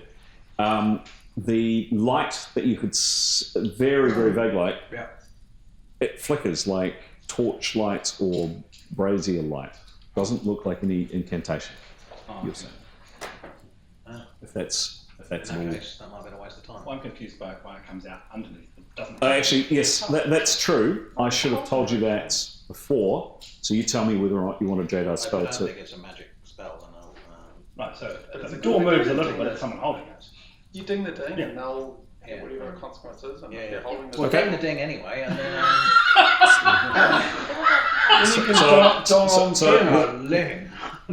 The spell does go off. Jedi still casts the spell. Do we still want the? There was a hole in the ceiling there, so maybe the light's coming from the upper floor. Do you mean in this room? No, he said there was a hole in the ceiling here. But we're talking about we saw light around. Oh, the from that door. I thought it was that door. Do your tinkle, and then Okay. we'll send the bird rush in. So the spell is happening. Cool. Thank you. Lovely. Thank you. Cool. Okay. One. People holding the door. And then I get Might back. not be stunned. I get back really quickly Still because with there's you, no need aren't to be hanging around. But at least we'll be able to push the door I'm on better. the exact same path, retracing my footsteps Oh. backwards. If they're stunned, they will have a negative to their door holding maneuver. So we'll still need someone to push the door hard, Graham. Not me. What about your bird? Not a hard push it. No? What take that? No, I don't. It would be tricky to try and find out what that can do. Call a staff, or someone else can use it. Escort shut the door. This is As long as the crossbow bolt. I think we need at least 2 or 3 people. I need to push the middle of the door. All right. That was a. Okay. So some calculation, please, Jada. That was a 15. You prepared for 4 rounds. and waiting. True. Waving +5. All right. Yeah. After I rang it, I went back. Oh, I'm gonna die. 10 foot. Yeah, I'll give you that. Through that keyhole. And it's on. I think you've killed a bunch of people. Well done. The bats, the mice. Oh yes, those poor mice. Jada, what is your level, please? 8. Hey, 8th. Okay. It's got to. He, she, it, the thing, has got to roll better than that. Oh, there's a defensive bonus. Okay. DB. 1, and then. Let's see if I'm going to push. I think we all need to be there to sort of pile in. Oh, am I moving on this? He's hiding behind the other door. But the, Yeah. ones with blades. Give me a perception roll, please, Jada. Yeah, so we also 1, 2, 3, and then Bird can go in. Who's sorry? 25. No, is that right? Yeah. 25, yep, lovely.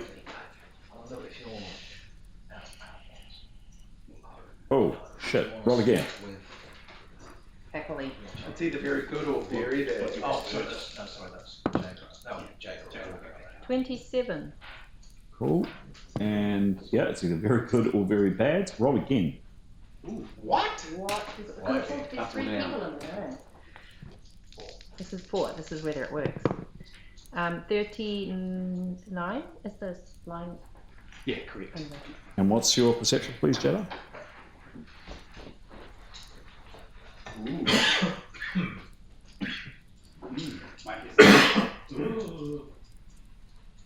It is 57. Cool. Jada, some information coming into your chats. So you're right up at the door. Right up at the door. Yeah, but after I rang and I went back. Wait until you hear what you find. Oh, yeah. Sorry, after you rang it, you went back. Is that right? Yeah.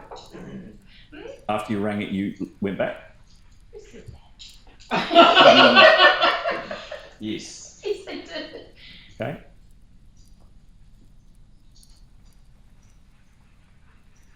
Okay. Okay. That was, yeah, okay. That's, Or, we didn't discuss what our plan was, but. I could go back again. No, well, our plan was what was the, what was, again, what was your perception? 57. So even, So we're going to go. yeah. Birdie, if you're not combat, would you mind changing places? To watch, yeah. So it's only Severin and Askel that are going to push the door, or will Tanya do it? Tanya will go behind, she's got a little But pot she's of not stuff. pushy push. She's not going to push, but she's going to go behind. Okay. Birdie can go to the side, so these guys will come and push the door. Tanya will throw the pot on, or move around and throw the pot in. Potentially. Yep.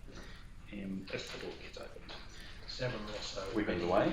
His shield and deflections. Was he able to push? I suppose he is actually pushing the shield, isn't he? Well, I think he pushed with this on the shoulder. And So that's the plan. Is Jada coming back? Jada's going to swap it. So Jada, you've just cast the spell, and what do you do, please? So, just cast a spell. Yeah, I'll go back and let the others rush the door since I'm a healer. This is the sleep spell, correct? Stun. Oh, stun spell. Yeah, it's done. That was Stunning stunning chimes. Ah, Is that different? yeah. Does it just automatically stun them, or do they get a defensive? In that case, ignore what I just wrote. I thought it was a sleep spell for some reason. Yeah, you can. I'll go look out. Yeah. So hang on. Let me just edit that.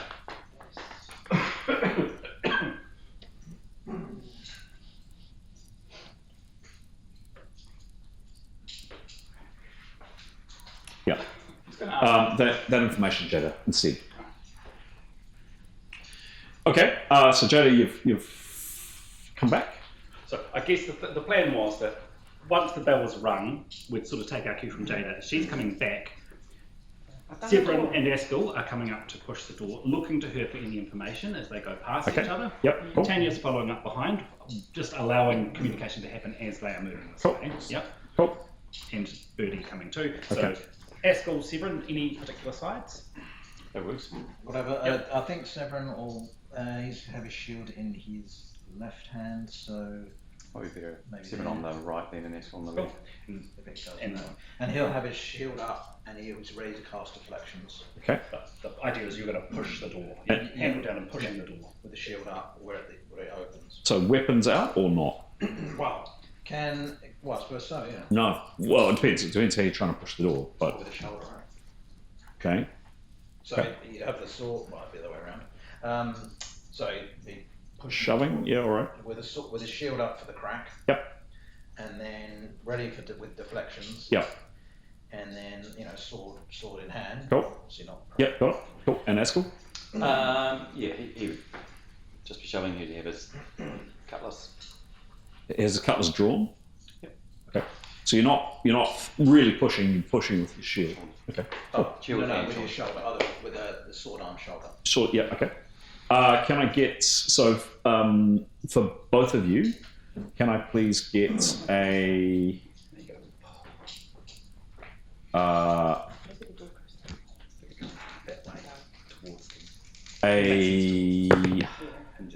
strength roll, please? 95. Woo! What door? Roll again. 89. Oh my. 89 plus your strength plus 45. I think it might That's it's the idea you get out of the way and throw the thing in, or bird go in, or it's the idea. Well, we'll see what happens, right? Goodness me. Goodness me.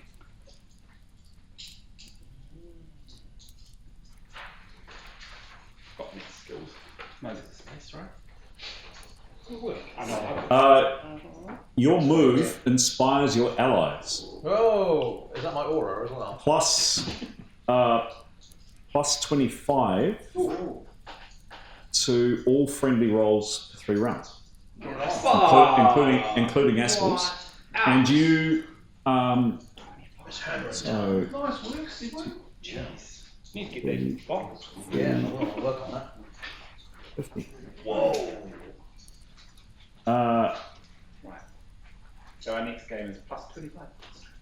Yeah, remember it. No, it's plus 25. Yep. So Severin, you summon up all the strength in your body, and you are a very, very, very plus 45, right? Very strong guy, and your strength really comes in handy. There is something definitely heavy. If it's humans, they're insanely strong, blocking the door, but you shove everything into it, and it moves. And as it opens, more light comes in. There's definitely light, firelight or brazier light or torchlight or something coming in, and you absolutely start moving. Askell's roll is going to be critical, however, to keep the momentum going. Acropolis. 47. 47. Plus 35. 47 plus 35 Plus 25. plus 25 is... That's good. That's really good. It's 90. So 90%. So that kind of really balances it out with that. Incredibly strong roll from both of you. And yeah, the door moves. There is something, you catch a glimpse of it as you kind of through the door. There's rubble and junk and boxes and crates and all kinds of stuff piled up against this door, and you are shoving hard against it. But that was an amazing roll, and you have made progress. One more round. Another round. How big's the gap, can I ask? Small at this stage. Okay. Hold the roll. Just don't tell me what the roll is just yet. Just give me 1 second to check something, please.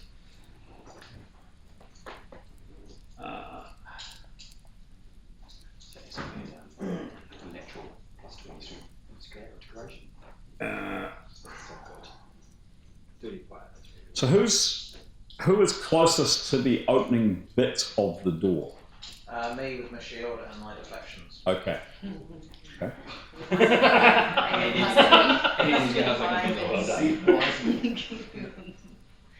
Okay.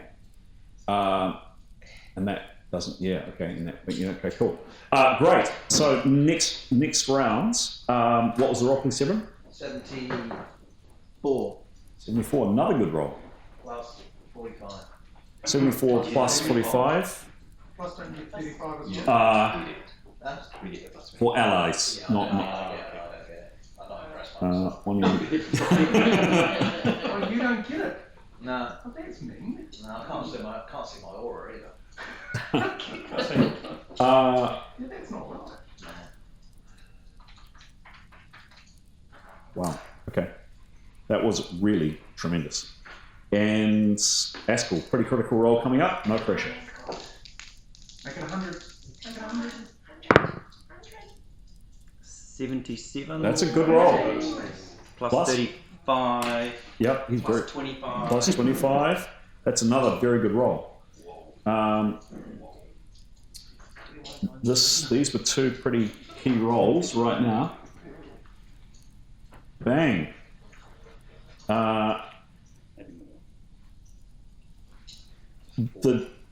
You have shifted it. That was good enough, guys. And with that amazing, so Severin, muscly, broad-chested guy just shoves, and that was it. A weaker person, Nicholas or whoever, no, not a chance. But you've moved it. Not that we know names. Can I say something? Inspiration. Not really. Well, three words. Check me out. Everybody all right here? Cool. Into the room. Okay. Force to force. When you redesign the books, Chris, can you put the index closer to the Yeah, quite. Folks, if you want to come up, this actually works quite well. So, oops, sorry. I don't know. So yes, if Jada and Yoda switch a route, then... So you force the door, and you can see there, whoops, sorry, I'll correct that in a second. There's a pile of trash, whatever you want to call it, piled up quite high. It's going to be difficult to scramble over it. Definitely. There's a pillar here, and you can just catch the glimpse. Oh, Just coming. Can you catch? It's Trump. Pretty hard. Pretty hard. Cut Trump as part of this game. No.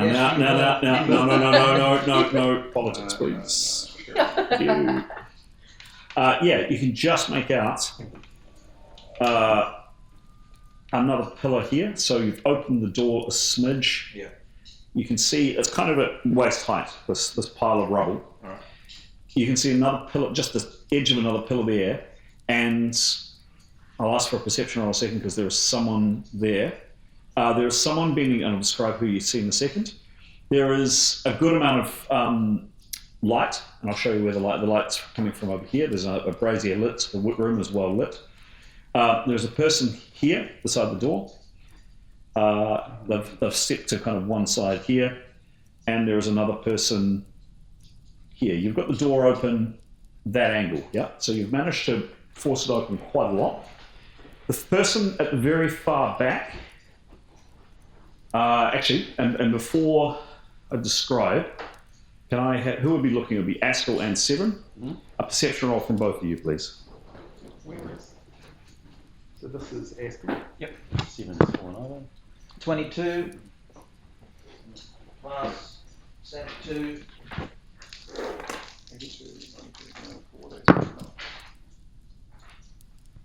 And Askell? 90 plus 31. Yeah, you. No. 90 plus 31.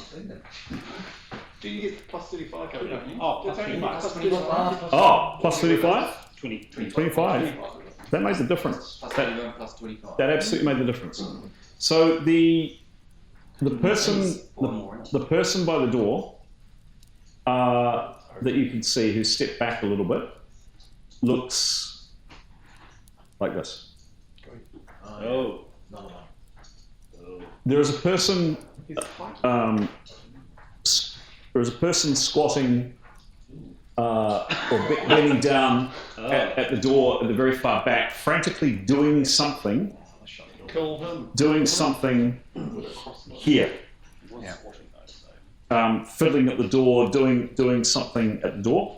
What door? Well, at the wall, I should say. At the wall. They're trying to get out.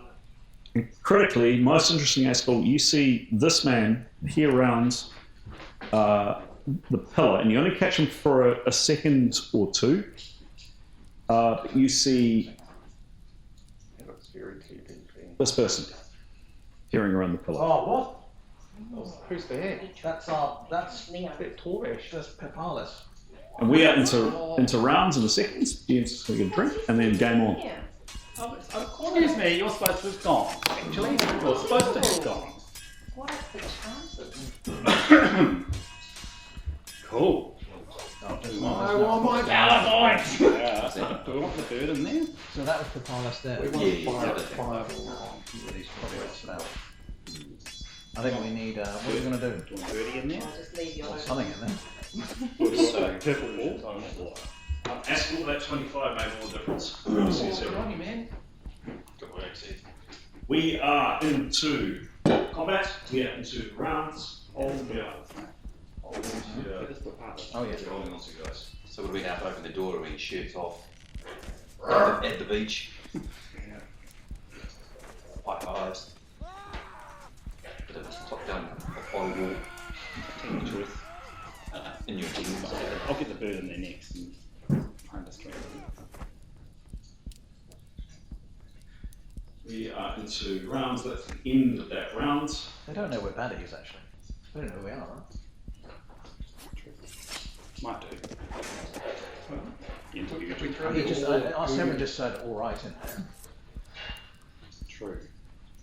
Initiative. Palace last kill. Last killed his lover, right? He's not really one to sit around talking. First thing that happens is the man is still behind the pillar, and of course you actually, Pascal, don't know who he is. Players do. Pascal doesn't. Ducks him behind the pillar. If you wouldn't mind, please, Pete. So out of the field.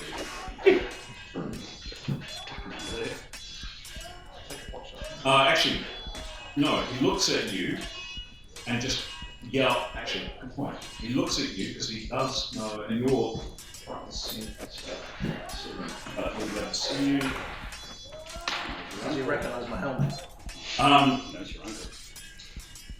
Come on, well, you won't recognise from my helmet. The figure ducks him behind the pillar. Okay, your next guy. Now, please, if you can, our music's on, you describe the scene. Your character doesn't know what's going on inside the room. But I heard them shouting, so I think I'll just, on my way back, stab this guy. Okay. Nothing like a bit of random stabby. With my dagger. It's a good idea. Sure. I don't want to come in. On the way back. It's like you're doing the dusting. So describe what you do, please. Yeah, since I know they're in there, then we don't need this guy anymore. Just Okay. slice the carotid artery and then come back. Okay. So your action is to walk up, you've got the staff in one hand. No, Listen. Yeah. Come on here. Pull out my For dagger. 20% action. Slice his carotid Yeah. artery. So Because I'm you not roll. a quick death, I'm not mean. Yep. Give me anything that's not a fumble. I'm not Is- close to the day. Ooh, 82. 82. Quick death. Very easy. What are you called? It is. You know, I'll come character and questions. hurry. That's What are right. you called? Do I have to stay with him? That's it. Do that. Yeah, but they're not nice. Nice week. Restart. Consolidate that. Yeah. My dagger leaves. We're going to close this on and wait through.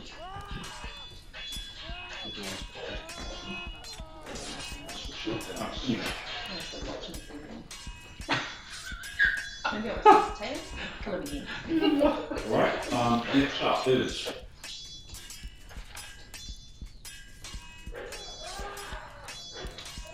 Yosso. So I just need a little bit of help here, so I can pop out briefly. I got moved. Exactly where will I be when this round starts? Will I be here? Will I be here?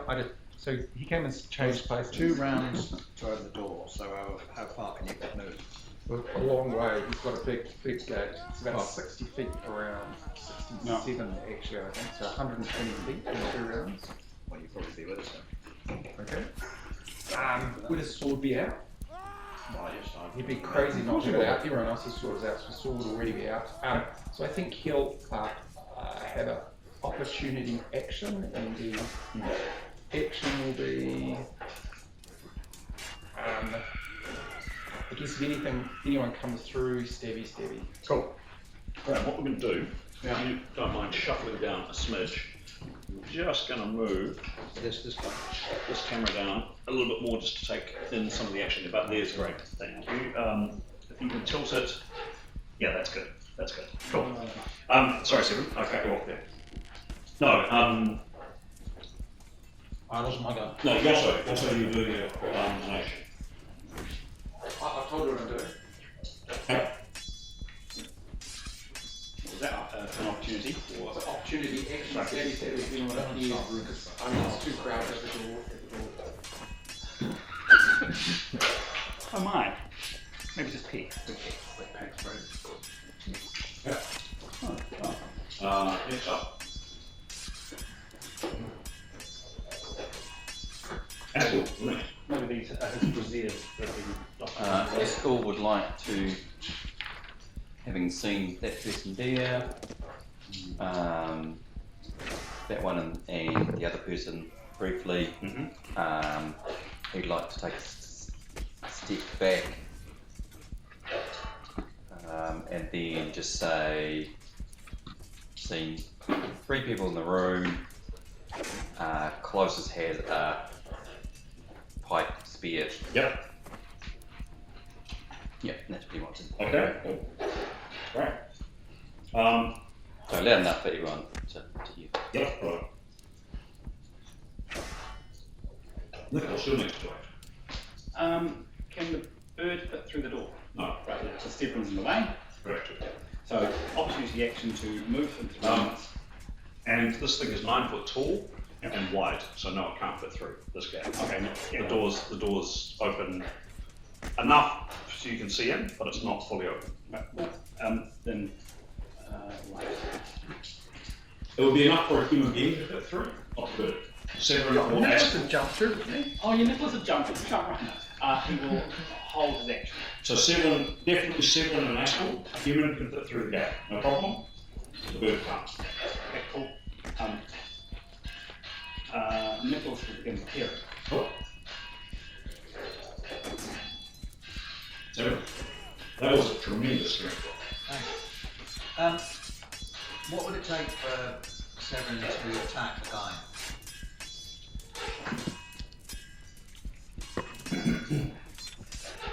He's out of story at the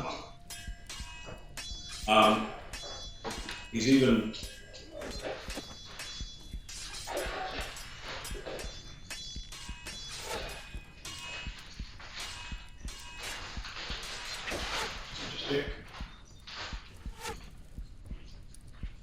he might be able to with a strike because he's got a long weapon. He'll be able to hit you. Yes. Where you are.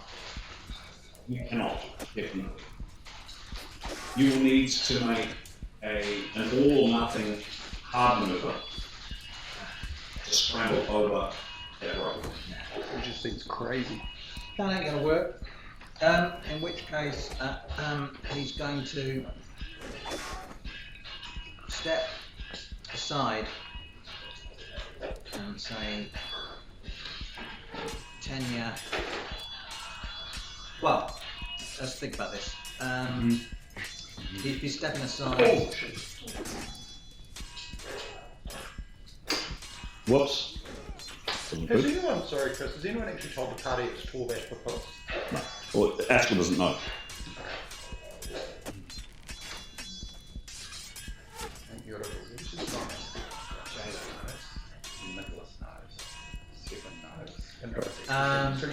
So I think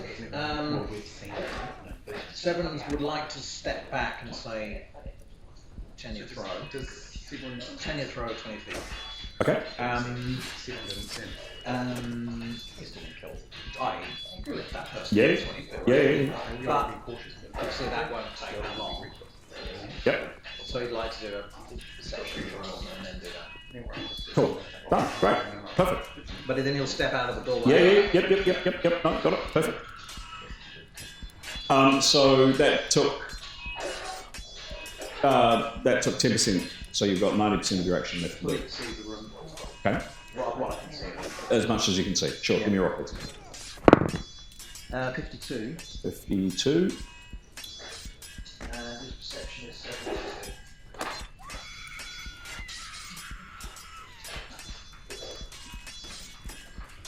You get a bonus because you're.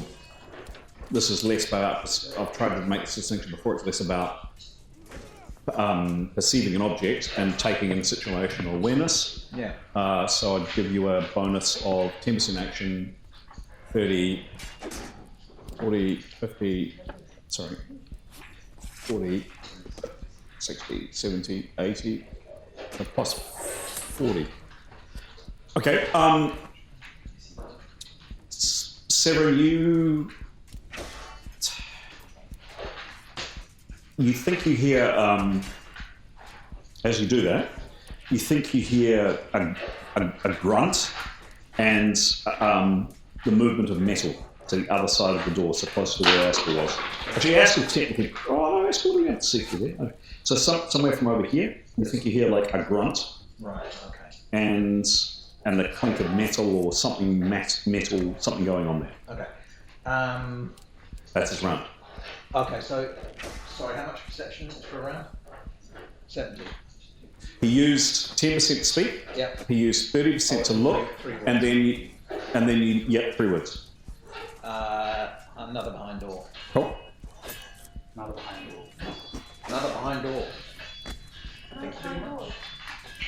Next to act is Tanya. Oh, good. Tanya would like to, on that information from Severin, Yep. she'd like to chuck at the bomb that she's holding. The holy hand grenade. Yep. You were thinking that. You were thinking that, weren't you? 1, 2, 5. And lob it. Yep. Hand grenade and smite the enemy therein. Yep. Yeah. Why am I getting confused? Yeah, so chuck it at this bloke. Okay. I suppose she's sort of aiming for a, Cool. This is an agility check. It's a high roll is a good roll. Give me a roll.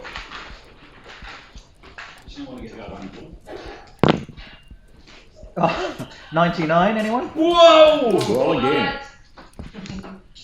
Just a rolling king. Nice. 14. 14.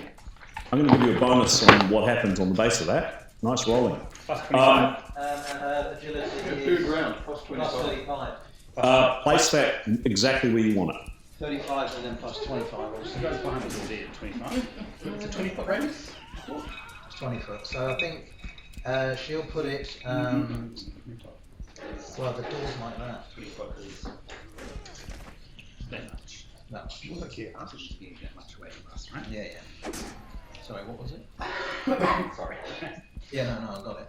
It's 10, right? It's 20. 10 is 20? Oh, right. 5.5, alright, 11. Use this as it's easier. Oh, yeah. Oh man, this is old school. You've done this before. S-C-H-O-O-L.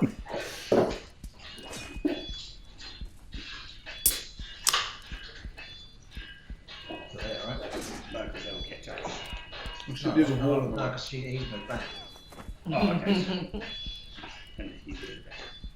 He stepped back as well. Yeah. Why didn't you throw it here? I can throw it further, can't I? Where's the pellet?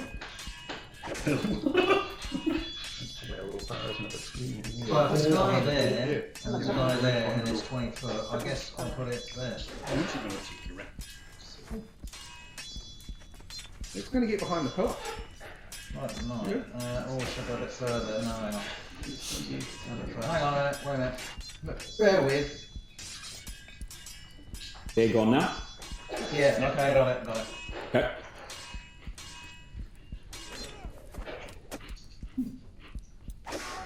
Nice, get far away from us. Bang. Nice. You rolled an amazing roll. You put it exactly where you want it. Brilliant, man. There's a puff and purple smoke for a second or so. Well, actually, probably for the remainder of this round, envelops everything.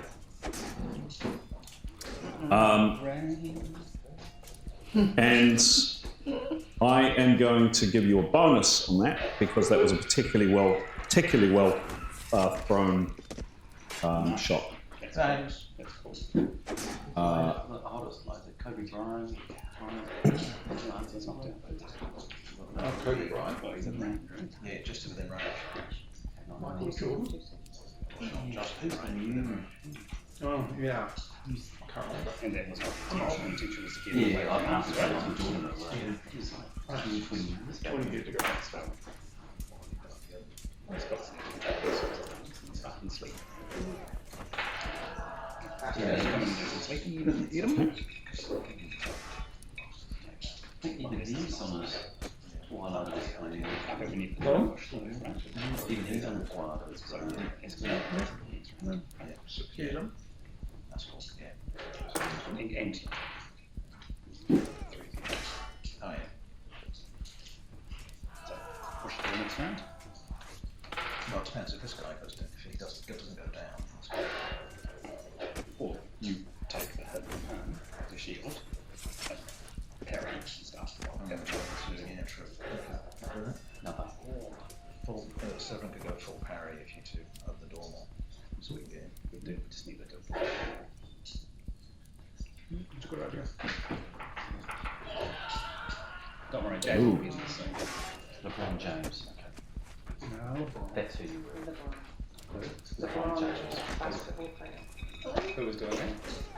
Daniel, their shot. Oh, true. Yeah, he did all of LeBron James. Does he throw smoke bombs? Yeah, we were trying to be modern. We were Okay. Like, Good. Okay. So, Tanya, you throw the ball in exactly where you want it to. Your foe's you got a bonus, they got a minus on the roll because it was a really good throw, so you threw it very accurately. The entire scene is engulfed in purple for the rest of this round, so the next remaining few seconds, you guys can't see a thing in there. Purple.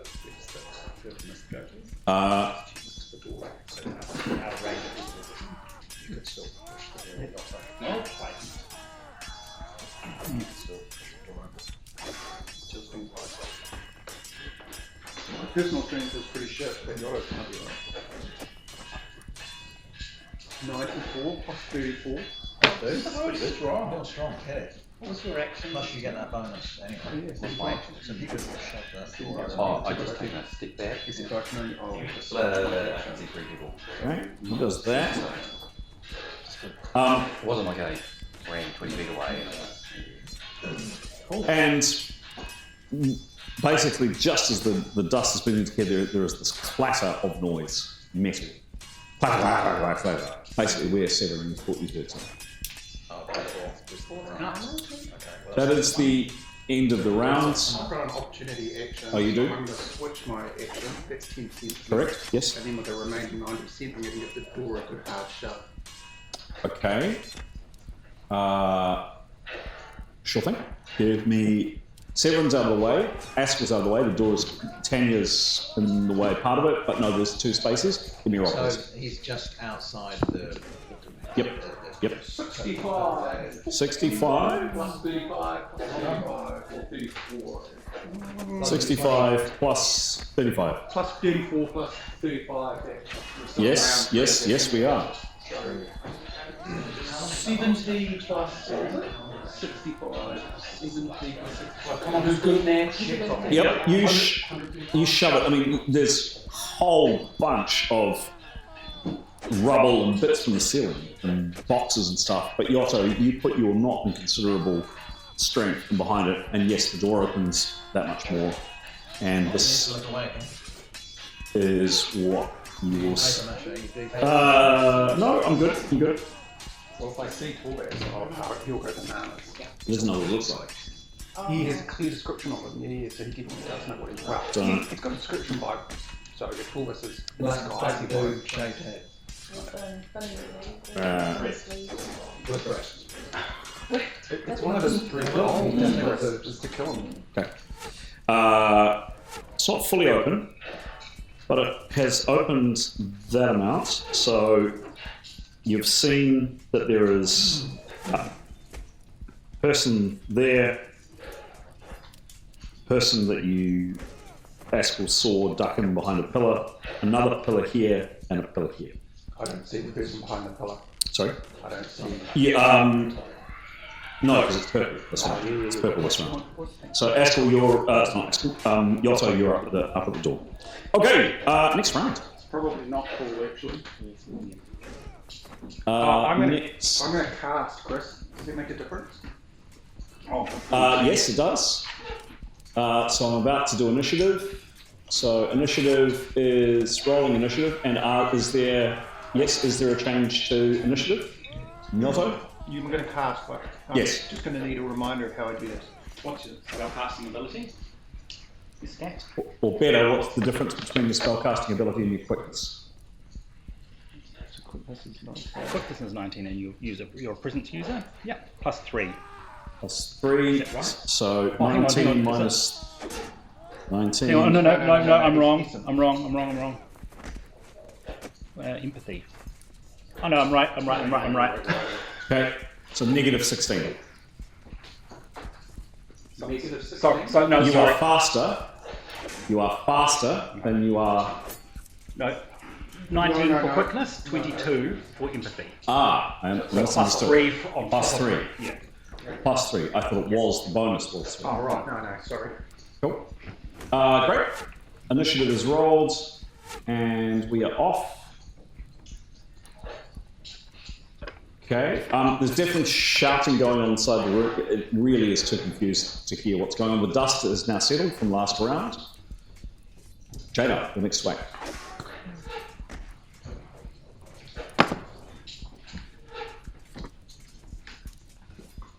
I'm going to come towards here and guard the door. Guard the door. Facing that way. Okay. So open here. Just in case someone comes, I'm going to stand there. Okay. Done. Very good. Thank you.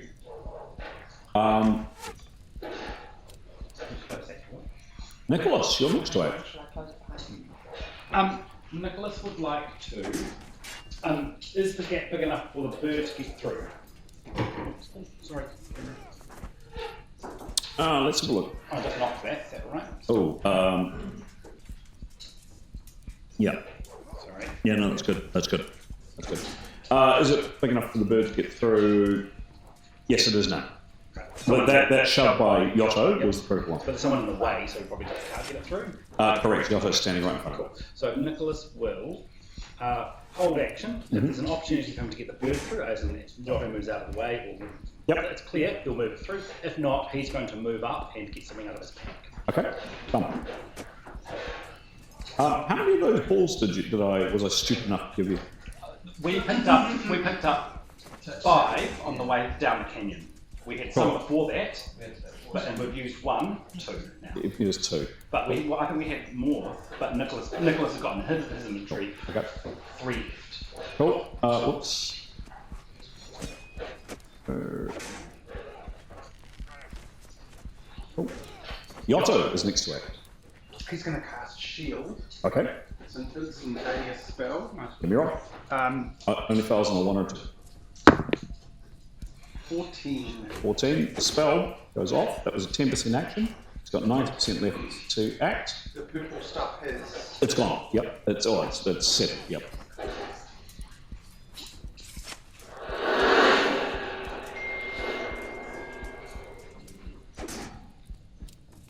Okay, he's going to do a 30% perception.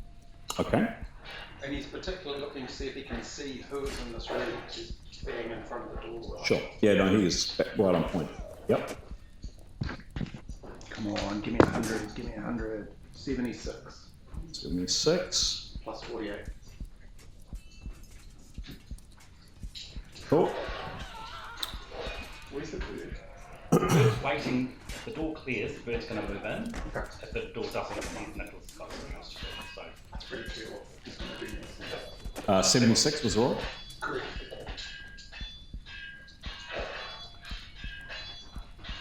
What's his perception? 48. 48. Yeah, just that scene. So.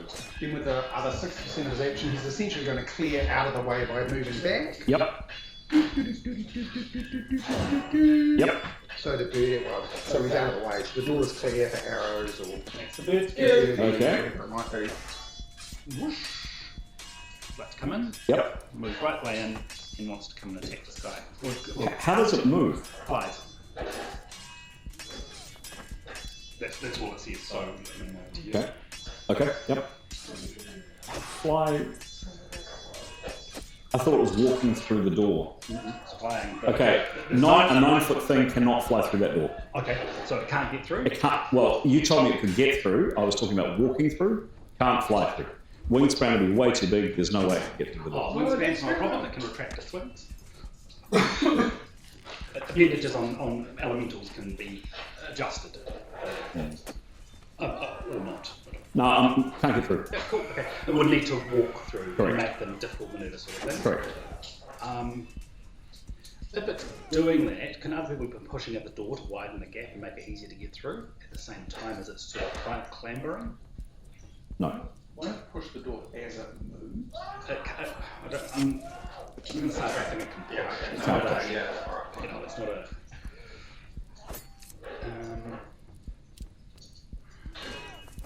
There's a gap large enough now for it to walk through. Yeah. It would need to make the same difficulty of manoeuvres. Yeah, it'll give that a go. Okay. I'm going to base this on Nicholas's agility. It's got its own manoeuvring bonus. Oh, does it? Okay, cool. Just double check. Yep. 34, I'm going to run it. Does it have the capabilities of a bird? No. It's summons. I mean, that's the design, right? The 3 rounds. So it's got a manoeuvre bonus. Just That's a what sec. we're looking for. Yeah, And perfect. the tracks, I think it's got MN bonus. Yeah, that's it. That's it. Cool. So it is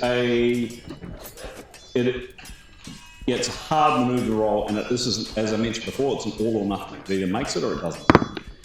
Oh, 67. 67 plus 55. plus 55. That's 122. It's a good roll. If you roll 90 or under, it has successfully scrambled through this rubble, and it's in the room. What was that thing the other night when I said, I've got to. Yeah. No. Just positive thinking. 05. 05, you're good. Woohoo! It's ridiculous. So it's moving through, and it would like to come and attack this guy from behind you. No, because it's going to turn and prevent that from happening. Okay, cool. So, but it would like to come and attack him. And it is a large creature, so I assume it's got reach. Sorry? Yes, we determined this before. Yes? So it's going to do its medium bash. Okay. Give me a... Oh, you need a 16, is it 69, 67 or something? What's the... one 66 on the crit. One sec, Pete. Okay, can you roll, please? Oh, that's a 98. Roll again. Plus 44. 44, and... Okay. Nice work. You know, that's eight hits in 3 He tries to block it with his halberd. This chap here, or whatever it is. Similar, pointy and nasty. It is a small. What was the attack? It was Small. The small roundabout bash. Small bash. Cool. You do it. You do him. Not it. You do him. 6 and an A unbalanced. Roll the crit, please. Wait. He's now got his back to the door. 12. 12. Yep.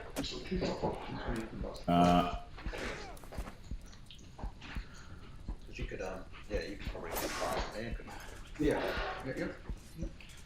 Point is this guy's now tuned. I'm assuming his back to the door. Cool. I assume, Chris? Depends on what he does. Yep. Who's this? Stand back. This is 7, isn't it? So he'd have to climb it ahead. But these two on the side. It must be a useful shot. We want to, I don't know, we want to get over this hill and try behind us. Oh, no, He's done, I've hit my turn, he's used this entire action.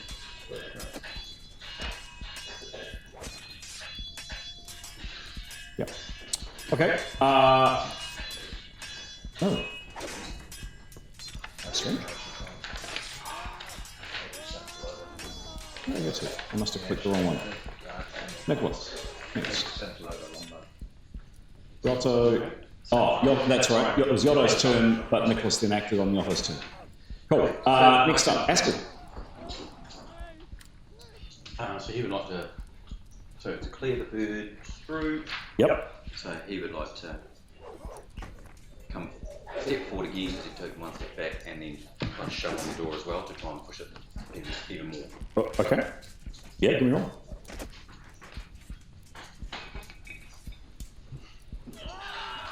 The door is, just so you're aware, the door is now well and truly wide enough for people to get through.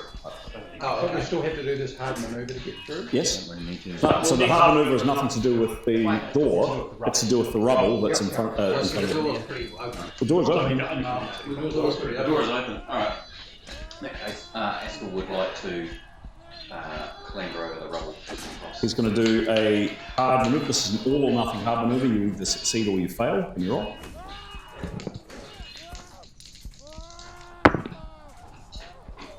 56. 56. What's his moving in? He is wearing armor now, isn't he? He put it on his arm. Yes, he did.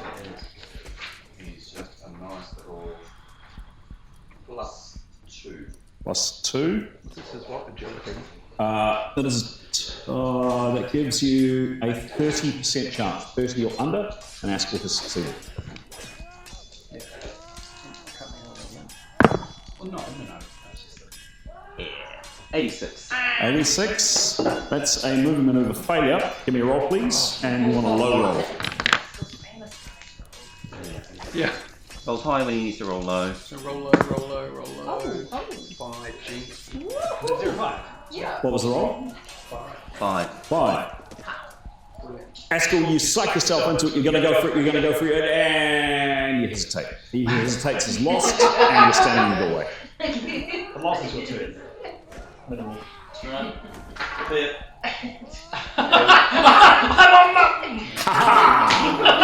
Maybe not. Could have walked over and got a big splinter. Next is...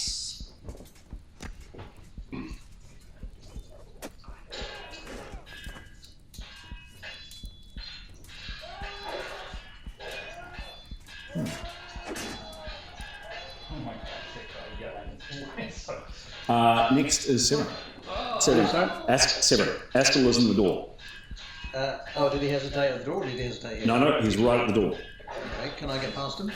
You'd have to shove him out of the way. I'll delay my action till the end of the round. Okay, done. 2 people at the door. Sorry? Space for 2 people at the door. We had 2 people to push. True. You had 2 people to push, so yes.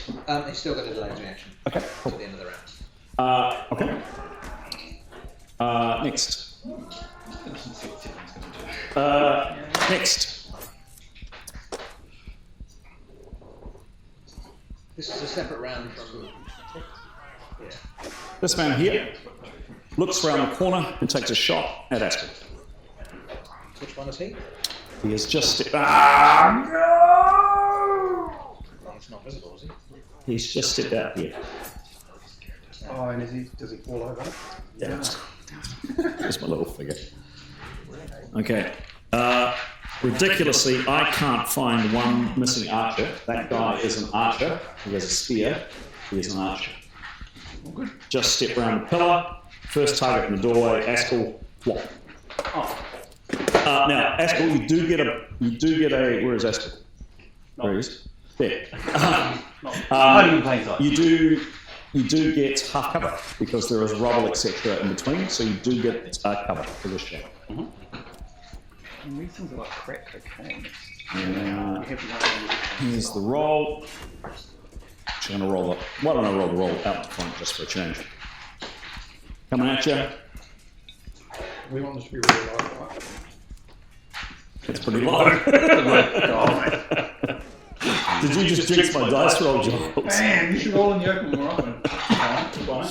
If he's a crossbow man, I'll be more worried, but he's an archer. So crossbow bolts are his nemesis. They are. To Askell, attack, what was that? That was an 18. Oh, yeah. Now, you are in, I'm going to give you half cover, half hard cover. It's not bad with his bow, but shot goes wide and smashes into the wall behind you. You're safe. Oh, there is one bowman. Right. There is one bowman, Chris. Oh, yeah, swap him out. Yeah, swap him out. Swap him out. Thanks for liberating the. Tanya, you're next to it. So, would you like to snap fire the this one? Sorry, I didn't finish my. He steps out, shoots, and steps back behind the pillar. Why'd you stay? Wouldn't you do that? No, I'd say hit me, Tanya, kill me. Right.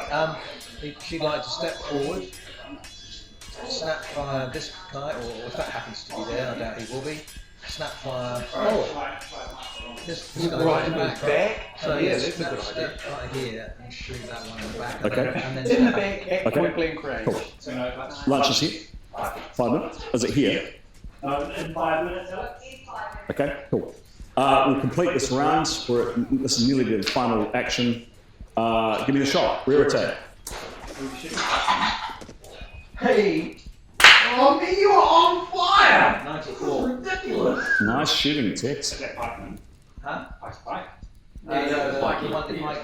Is that we've still got that bonus as well. Yes. plus 35. 20. Or plus 20. 25. Yeah, or 25. Which one are you going for? The pike. The pikeman. The one. Pikeman. Simon the pikeman. Simple pike. Whatever they look. But you got the rear on. Yeah, but the archer step back. That is a. Longbow. Oh, sorry. What was the roll again? 94. 94, then plus 116. And then plus 25. Yeah. Okay. Got that. Oh, don't you boil on it? Do you boil on it? 220. Yeah, the boil oil. Oh, the Plus boil 10. oil. Plus 10. Oh, sorry, boys oil. Yeah. Cool. Boys oil. Okay. 150.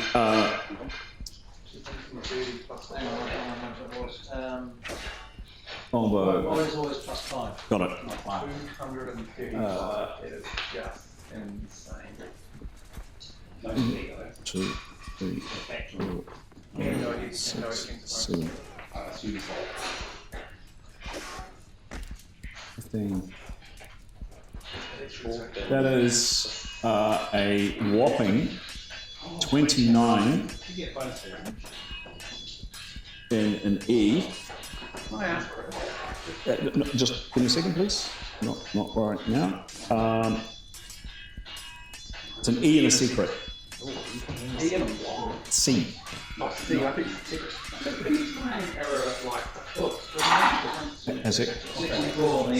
64 on the E.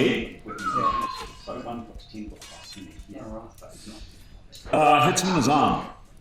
He screams in pain. Do another 5 hits, and he's not happy. And that's and then the C as well. Is that right? Yeah. Cool. Coming. Out. Oh, yeah, I'll take it. 68. he's got a two-handed weapon, hasn't he? Pikeman, yeah, pikeman. How do you fight with burning points? Well, it doesn't matter. It doesn't mean the arm's safe. Not just there, wasn't it? That's the southern crap. You hit him. Yeah, you hit him hard with that. Add plus 15 to your next attack, Tenny. Oh, nice.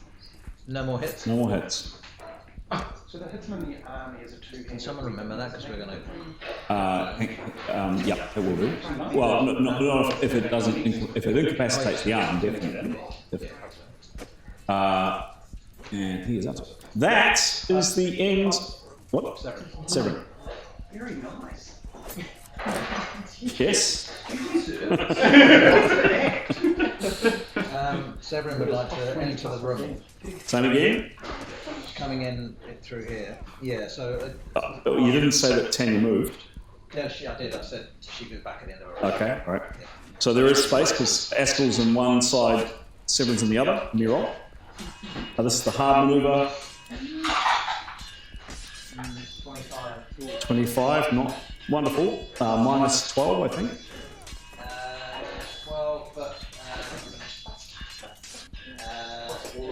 agility. No. This is your moving in. Yes, it is. So that's a result of a 13, 7. You have a count, a 5% chance. 5 only. You're good. So is that we have 0, 5 or 95 and up?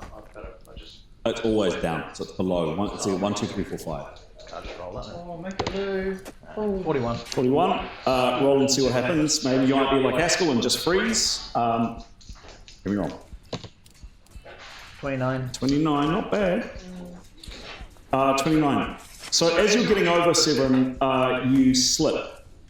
There's a 30% chance of falling, and there's negative 20 to any maneuvers for 2 rounds. 30 and under, you're down. Alright. Okay, so that by that means you're partway through Severin, so you are on the pile of the rubble, so if you can move your character through a little bit. So now we hit both of the slots. There, and yes, both the slots in the door are filled, and you've got negative 20 to any maneuvers for the next 2 rounds. Oh, was it not that not? I thought that was unfair. That was better. No. Negative 20 maneuvers for the next 2 If rounds. you rolled under, you would also be on the ground. Correct. That's right. And then the last action of the round, he's not acting. That is the end of the round. And that, folks, is the end of the session. That's where we're going to end the session. Roll credits. Game on. Exciting. And sunshine. Awesome. Good session.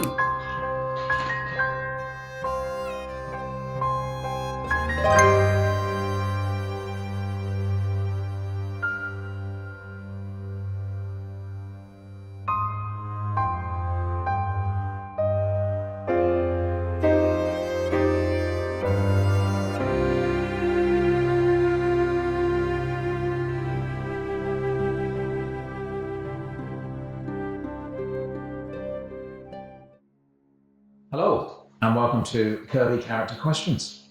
The questions being Kirby, not the characters. First up, we have Tanya as one of my characters today.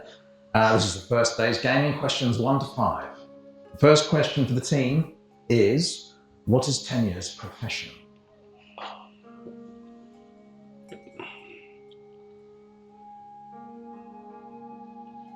Okay, what do we get?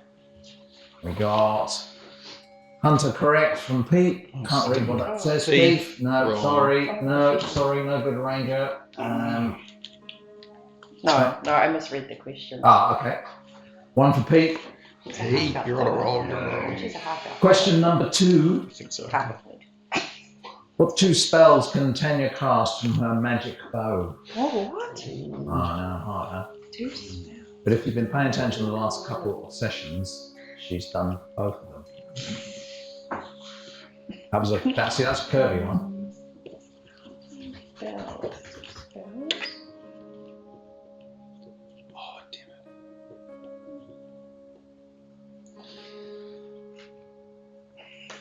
it. Are we ready? Half a point for each. Let's see them. We've got presence and... Future sight or anticipations? That's pretty much it. It's actually called intuitions, but that's pretty, I reckon we'll give you that. What's that say? I went for enlightened arrow and curvy fire. They're much better. I wish I had those. Fire arrows and ice arrows. Again, rather have those 2. She does have Put fire them on a arrows. wish list. Sorry, Pete again.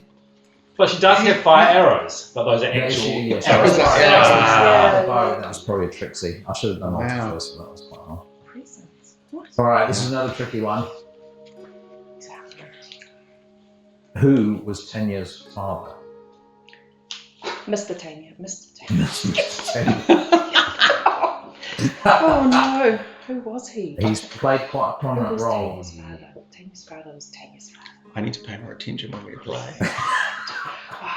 Smith. It's common. They get easier. These questions are honest. All right, let's see. Back again, Pete. Bang on, Dad. Missed. I went for John. John's a nice Lost name. Anastasia, or as he's known to his close friends, John. It doesn't say it's not John, it's John Lawson. I reckon it's worth at least half a point. Question number 4. Lawson Anastasia. Okay, we're going back into 10 years past now. Question 4, long question, potentially long answer, but you can shorten it. How did Tanya, a poor little rich girl from an elite metropolitan family of not inconsiderable means, how did she come to hone her outdoor skills? Not something you'd associate with a. That's true. Some of her. What happened to make that? That encouraged her to hone those skills. That's amazing. It makes me. These are all really better ideas. Oh, these are all better ideas. She's actually Lara Croft. I went for befriended by Mick. Whoops, technical difficulties. We're back. What answers did we have there, team? It wasn't Teenage Rebellion, but nice try. It wasn't befriended by Mythan, and it wasn't the Hunger Games. And she's not Lara Croft. Good answers. They're all excellent answers. What actually happened was her family were kidnapped and all their assets were seized. And she fled her home city. Oh. They all fell from grace. So she was forced to survive in the wilderness. It's tragic. Question 5, a bit easier. Which of these statements is Tanya most likely to say? Is it A, group hug? B, thank the gods? C, sorry everyone, my fault? Or D, whatever you say, Lord Mighty Severin? In that voice? None of the above. It's all about intonation, isn't it? And the answers are, we've got D, we've got B, we've got Severin, we've got thank the gods. So the answer is D, whatever you say, my lord, my. She's quite sarcastic. So she doesn't really have any religion, and the other two, I should say. Right. Next question. Well done. Not next question. See you tomorrow for more questions. Hi, I'm Star. I play Jada. Day 1 of Let's See How Well the Team Know Jada. Question number 1. Where did Jada grow up? A, she hasn't finished growing yet. B, a monastery. C, basketball academy. D, orphanage.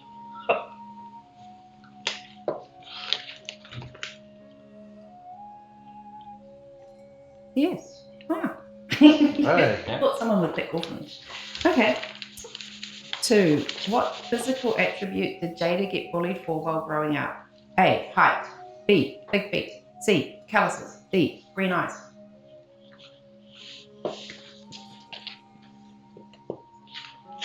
Answer is green eyes. Nice. Both eyes. Singulars, all right. Green eye. Just one. Is that called Homoeopathy trivia or something? 2 for 2. 3. What kind of food does Jada avoid? Oh no, no more choice. She's pretty hip. Of course. Yeah. Of course. Yeah, so Is it more generic? No. Yeah, of course it is. Don't forget, I have played Jada a lot. Oh, folk pie if you tucked in Number some 4. bacon. What does Jada need to sacrifice once a year for her religion? A. Coffee. B. Heat styling her hair. C. One of her friends. D. A small animal, example, a bird.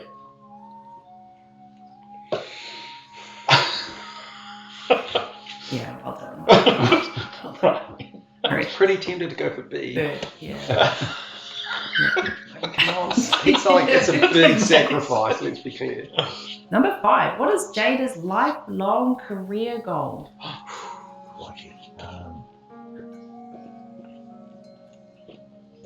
Global warming. Mm-hmm. Let's see who gets it most right. Ooh. Very cool. So open hospital. Found a monastery, had her own hospital. Have her own Prevent hospital, global that's a warming. good guess. Yes, hospital's correct. It was technically called Healing Without Borders. Oh, true. But that's okay. Healing That's Without okay. Borders. Oh yeah. The image of it, AI. Day 2. That's day 1.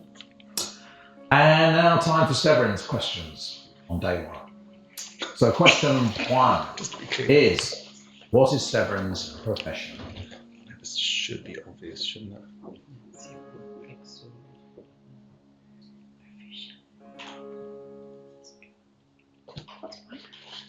We've got swordsman, we've got warrior, we've got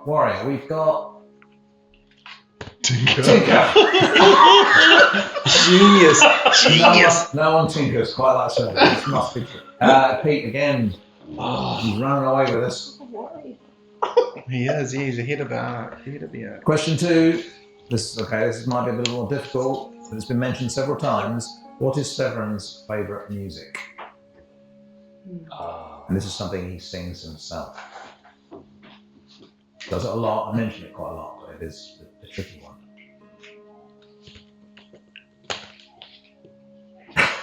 Is it drum and bass? No. Dubstep? No. Good guess. Jazz, folk, or hip hop? No, it's actually Tama folk songs. Tama folk That was my songs. second choice. I was going to say Jazz, folk. There's 2 different options, but yes. I should have written a lot of things. All right. The next one is multi-choice. This is easy. What is the name of Severin's mother? Is it Astrid Kydegard? B. Maya Vergenstrom? C. Ebba Forsström? D. Elk Blacklander? E. Annifrid Linska? F. Agnetha Folskog? I'm impressed with the pronunciation. If you can spell it, you get extra points. What have we got? We've got A. Astrid Kydegard. We've got D. Elka Blacklander. We've got another Astrid Kydegard, and sorry, no, it's Pete again. What? Eagle Eye will notice these two are actually. We've come across Astrid, haven't we? These two are in ABBA, if you want. They're in ABBA.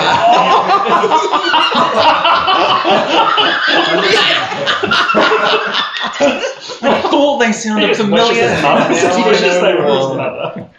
Right. Next question. What is the name of the band of mercenaries which Elka Blacklander, his mother, once commanded? This one I know. So, is it the Messenia Marauders, the Blades of Carson, the Joyful Butchers, the Widowmakers, Chumbawamba, or Led Zeppelin? I actually know the answer for this one. Say. I don't believe it. Gotta be.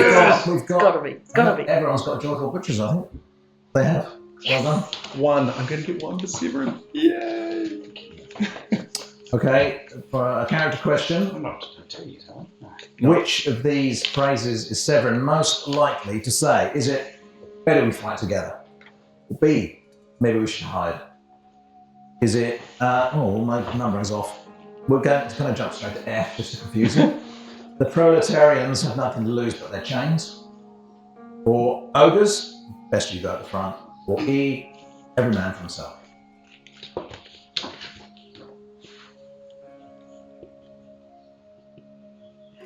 And we've got A, and correct. Well done. Oh, yeah. Yes, and that was the questions for today. Hello, my name is Pete, and I've got some questions for my fellow players about Nicholas. First question is, what is the name of the people or tribe Nicholas comes from? Oh no. Oh no.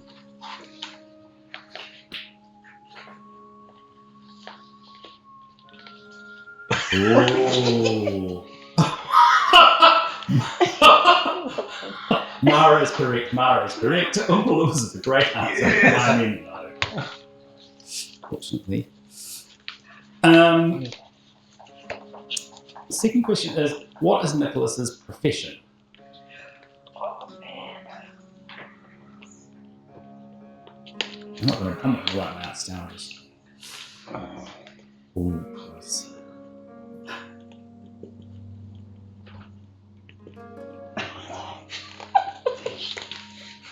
Well done. Correct with stars and graham is a new tax. Negent is methanol. Yeah. And it's a type of magic user, so it's there. Third question is, Nicholas thinks of himself as a researcher. What is the main topic he has researched?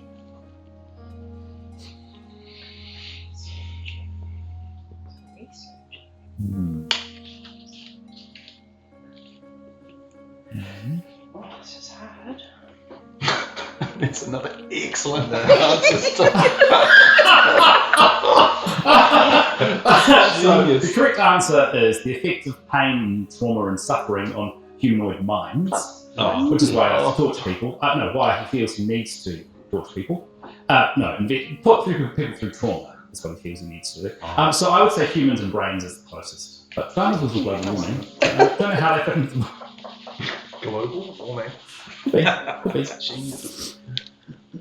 Number 4, since joining the party. Bloody hell. I got quite worthy. Since joining the party and starting the adventuring life, Nicholas has made more effort to train with his short sword. Why? Is it A, because the world is a dangerous place and he needs to be able to hurt and kill his enemies? Is it B, the world is a dangerous place, he needs to be able to defend himself? C, he has always wanted to be better at physical activities and this adventuring lifestyle is a perfect opportunity? Or D, he enjoys both the bond and the party members who have been teaching.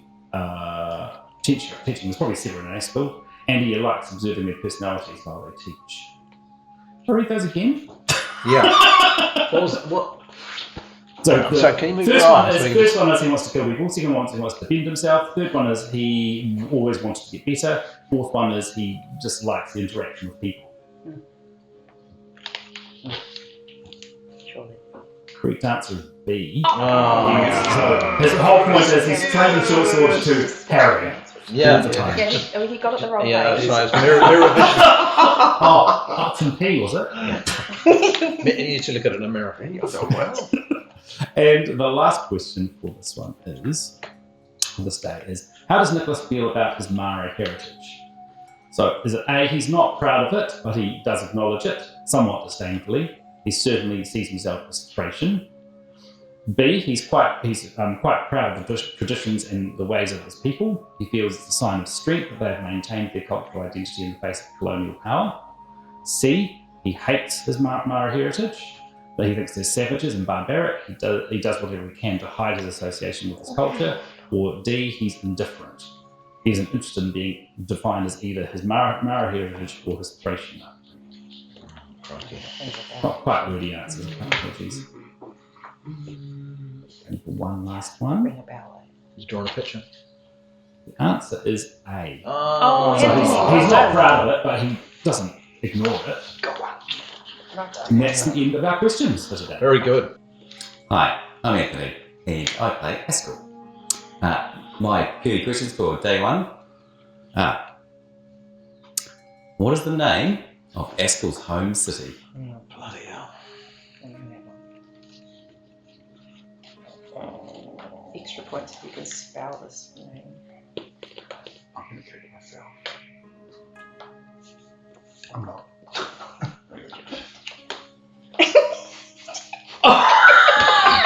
You've got the macron on the eye. It's got a Mac on the eye. And answer R. It's not. It's not. I know it's not. Oh, I knew that. Yeah. And I know it's answer not. is the port city of Shabibi. Shabibi. Ah, Shabibi. Damn. Not Timarunan. Not Timaru. Oh, I can't spell Question Timaru. 2. Oh, my spelling is so bad. How many times has Haskell almost died? 2, 3, or 4 times? Definitely not. Oh, I don't know. As in he's got one or. But it's almost. Almost dies being the key word. I'm going to count 3. Oh. Yes! Almost. I won't end up with nothing. So he's only got one lifeline left. No, No, almost. Almost. Not actually. Oh, okay. Oh, actually Actually died. Right. That's the next question. How many times has that? Like he almost died when he down to the box trap. Right, but he didn't actually lose a life. He didn't actually lose a life. That's a great It's question. one of those bloody school exam questions. I don't read a question. Yeah. Question 3. Haskell's half elvish. Which of his parents gave him the elf part? 50% chance. Yeah, true. Unless they're both half elvish. You've got a quarter from him. Just go. Fine. No, I don't know. The correct answer was mum. Ah. Oh, nice. Nice, too. It's a miracle. Question 4. What's the name of Haskell's mistress? It's a mattress.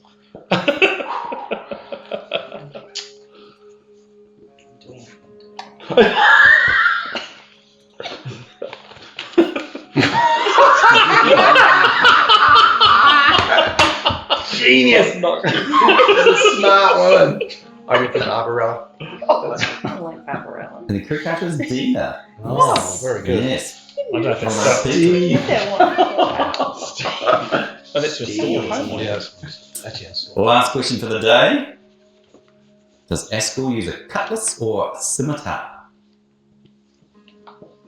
What's the difference? Yeah, good question. Degree of curve. I think so. Really? Yeah. Maybe. Correct. Thank Thank You you. just say Oh, all length. authority. Length, yeah. Day 1 questions. Hi, my name's Giles, and I play Yotto. Got some questions here to see how well my fellow players know Yotto as a character. So look, let's jump into them. So the first question for you is, what is Yotto's flavour of elf? Is he, I believe in a thing called love? Is he, I want to get, is he knock on, or shouting out? Ah, very good. And this, just to let you know, there is a little bit of what's required in the real or alternate universe here. So which flavour of elf is Yotto? Can you read them out? Yeah, Oh. can you read them Oh, again? so I'll read them out again. Is it, I believe in a thing called love? Is it, I want to get? Is it knock on? Or is it shouting out? Have we all answered? Have we all answered? Let's see the answer. It is love, hi baby, shouting out, knock on. It is indeed knock on. Oh. He's a wood elf. So no one got it? No, he's not. No, Oh, he's well done. You learn your own character as you go. Yotto's actually half grey elf. Now there is a bonus. You get a bonus for this if you know the names of the bands that these are the first lines or the name of the songs of. Jesus. So Jesus is not one of them. I believe in a thing called Lovers by That's by Squeaky. Darkness. The Darkness. Very That's good. it. Very good. I want to get high. Obviously, it's not a high elf. Is I want to get high. My mate used to listen to that. Sorry, so that's the only one I got. That could be Cypress as many Hill. songs. Cypress Hill. Excellent. Excellent. Knock on wood. Knock is on from- wood. Yeah, The way you yeah, love me yeah. is frightening, but I Who's don't know singing? who sang it. Sister Sledge, Pointer Sisters. Eddie Floyd. Close. Ah. Close. And shouting out. Nearly Tears for Fears. Close. Grey Days. Grey Days. Ah. No one gets the bonus. Wow. Start off with never mind. All right, let's go on to the second question. but hopefully a little closer to gameplay here. So what level is Yotto? Is he level 5, level 6, level 7, level 8, or level 20? Ah.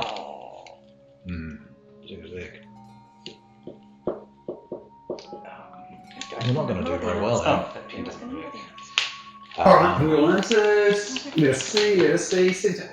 Everyone's right and everyone gets prizes. Wow. Excellent work. Alright, and so for question 3. So what item does Yotto desire the most?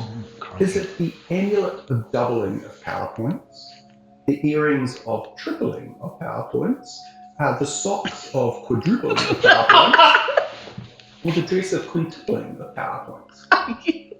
And as I note here, the GM is allowed to answer this question on the condition he provides said answer in the game show. Excellent. We'll just drop that in. Okay, we all ready?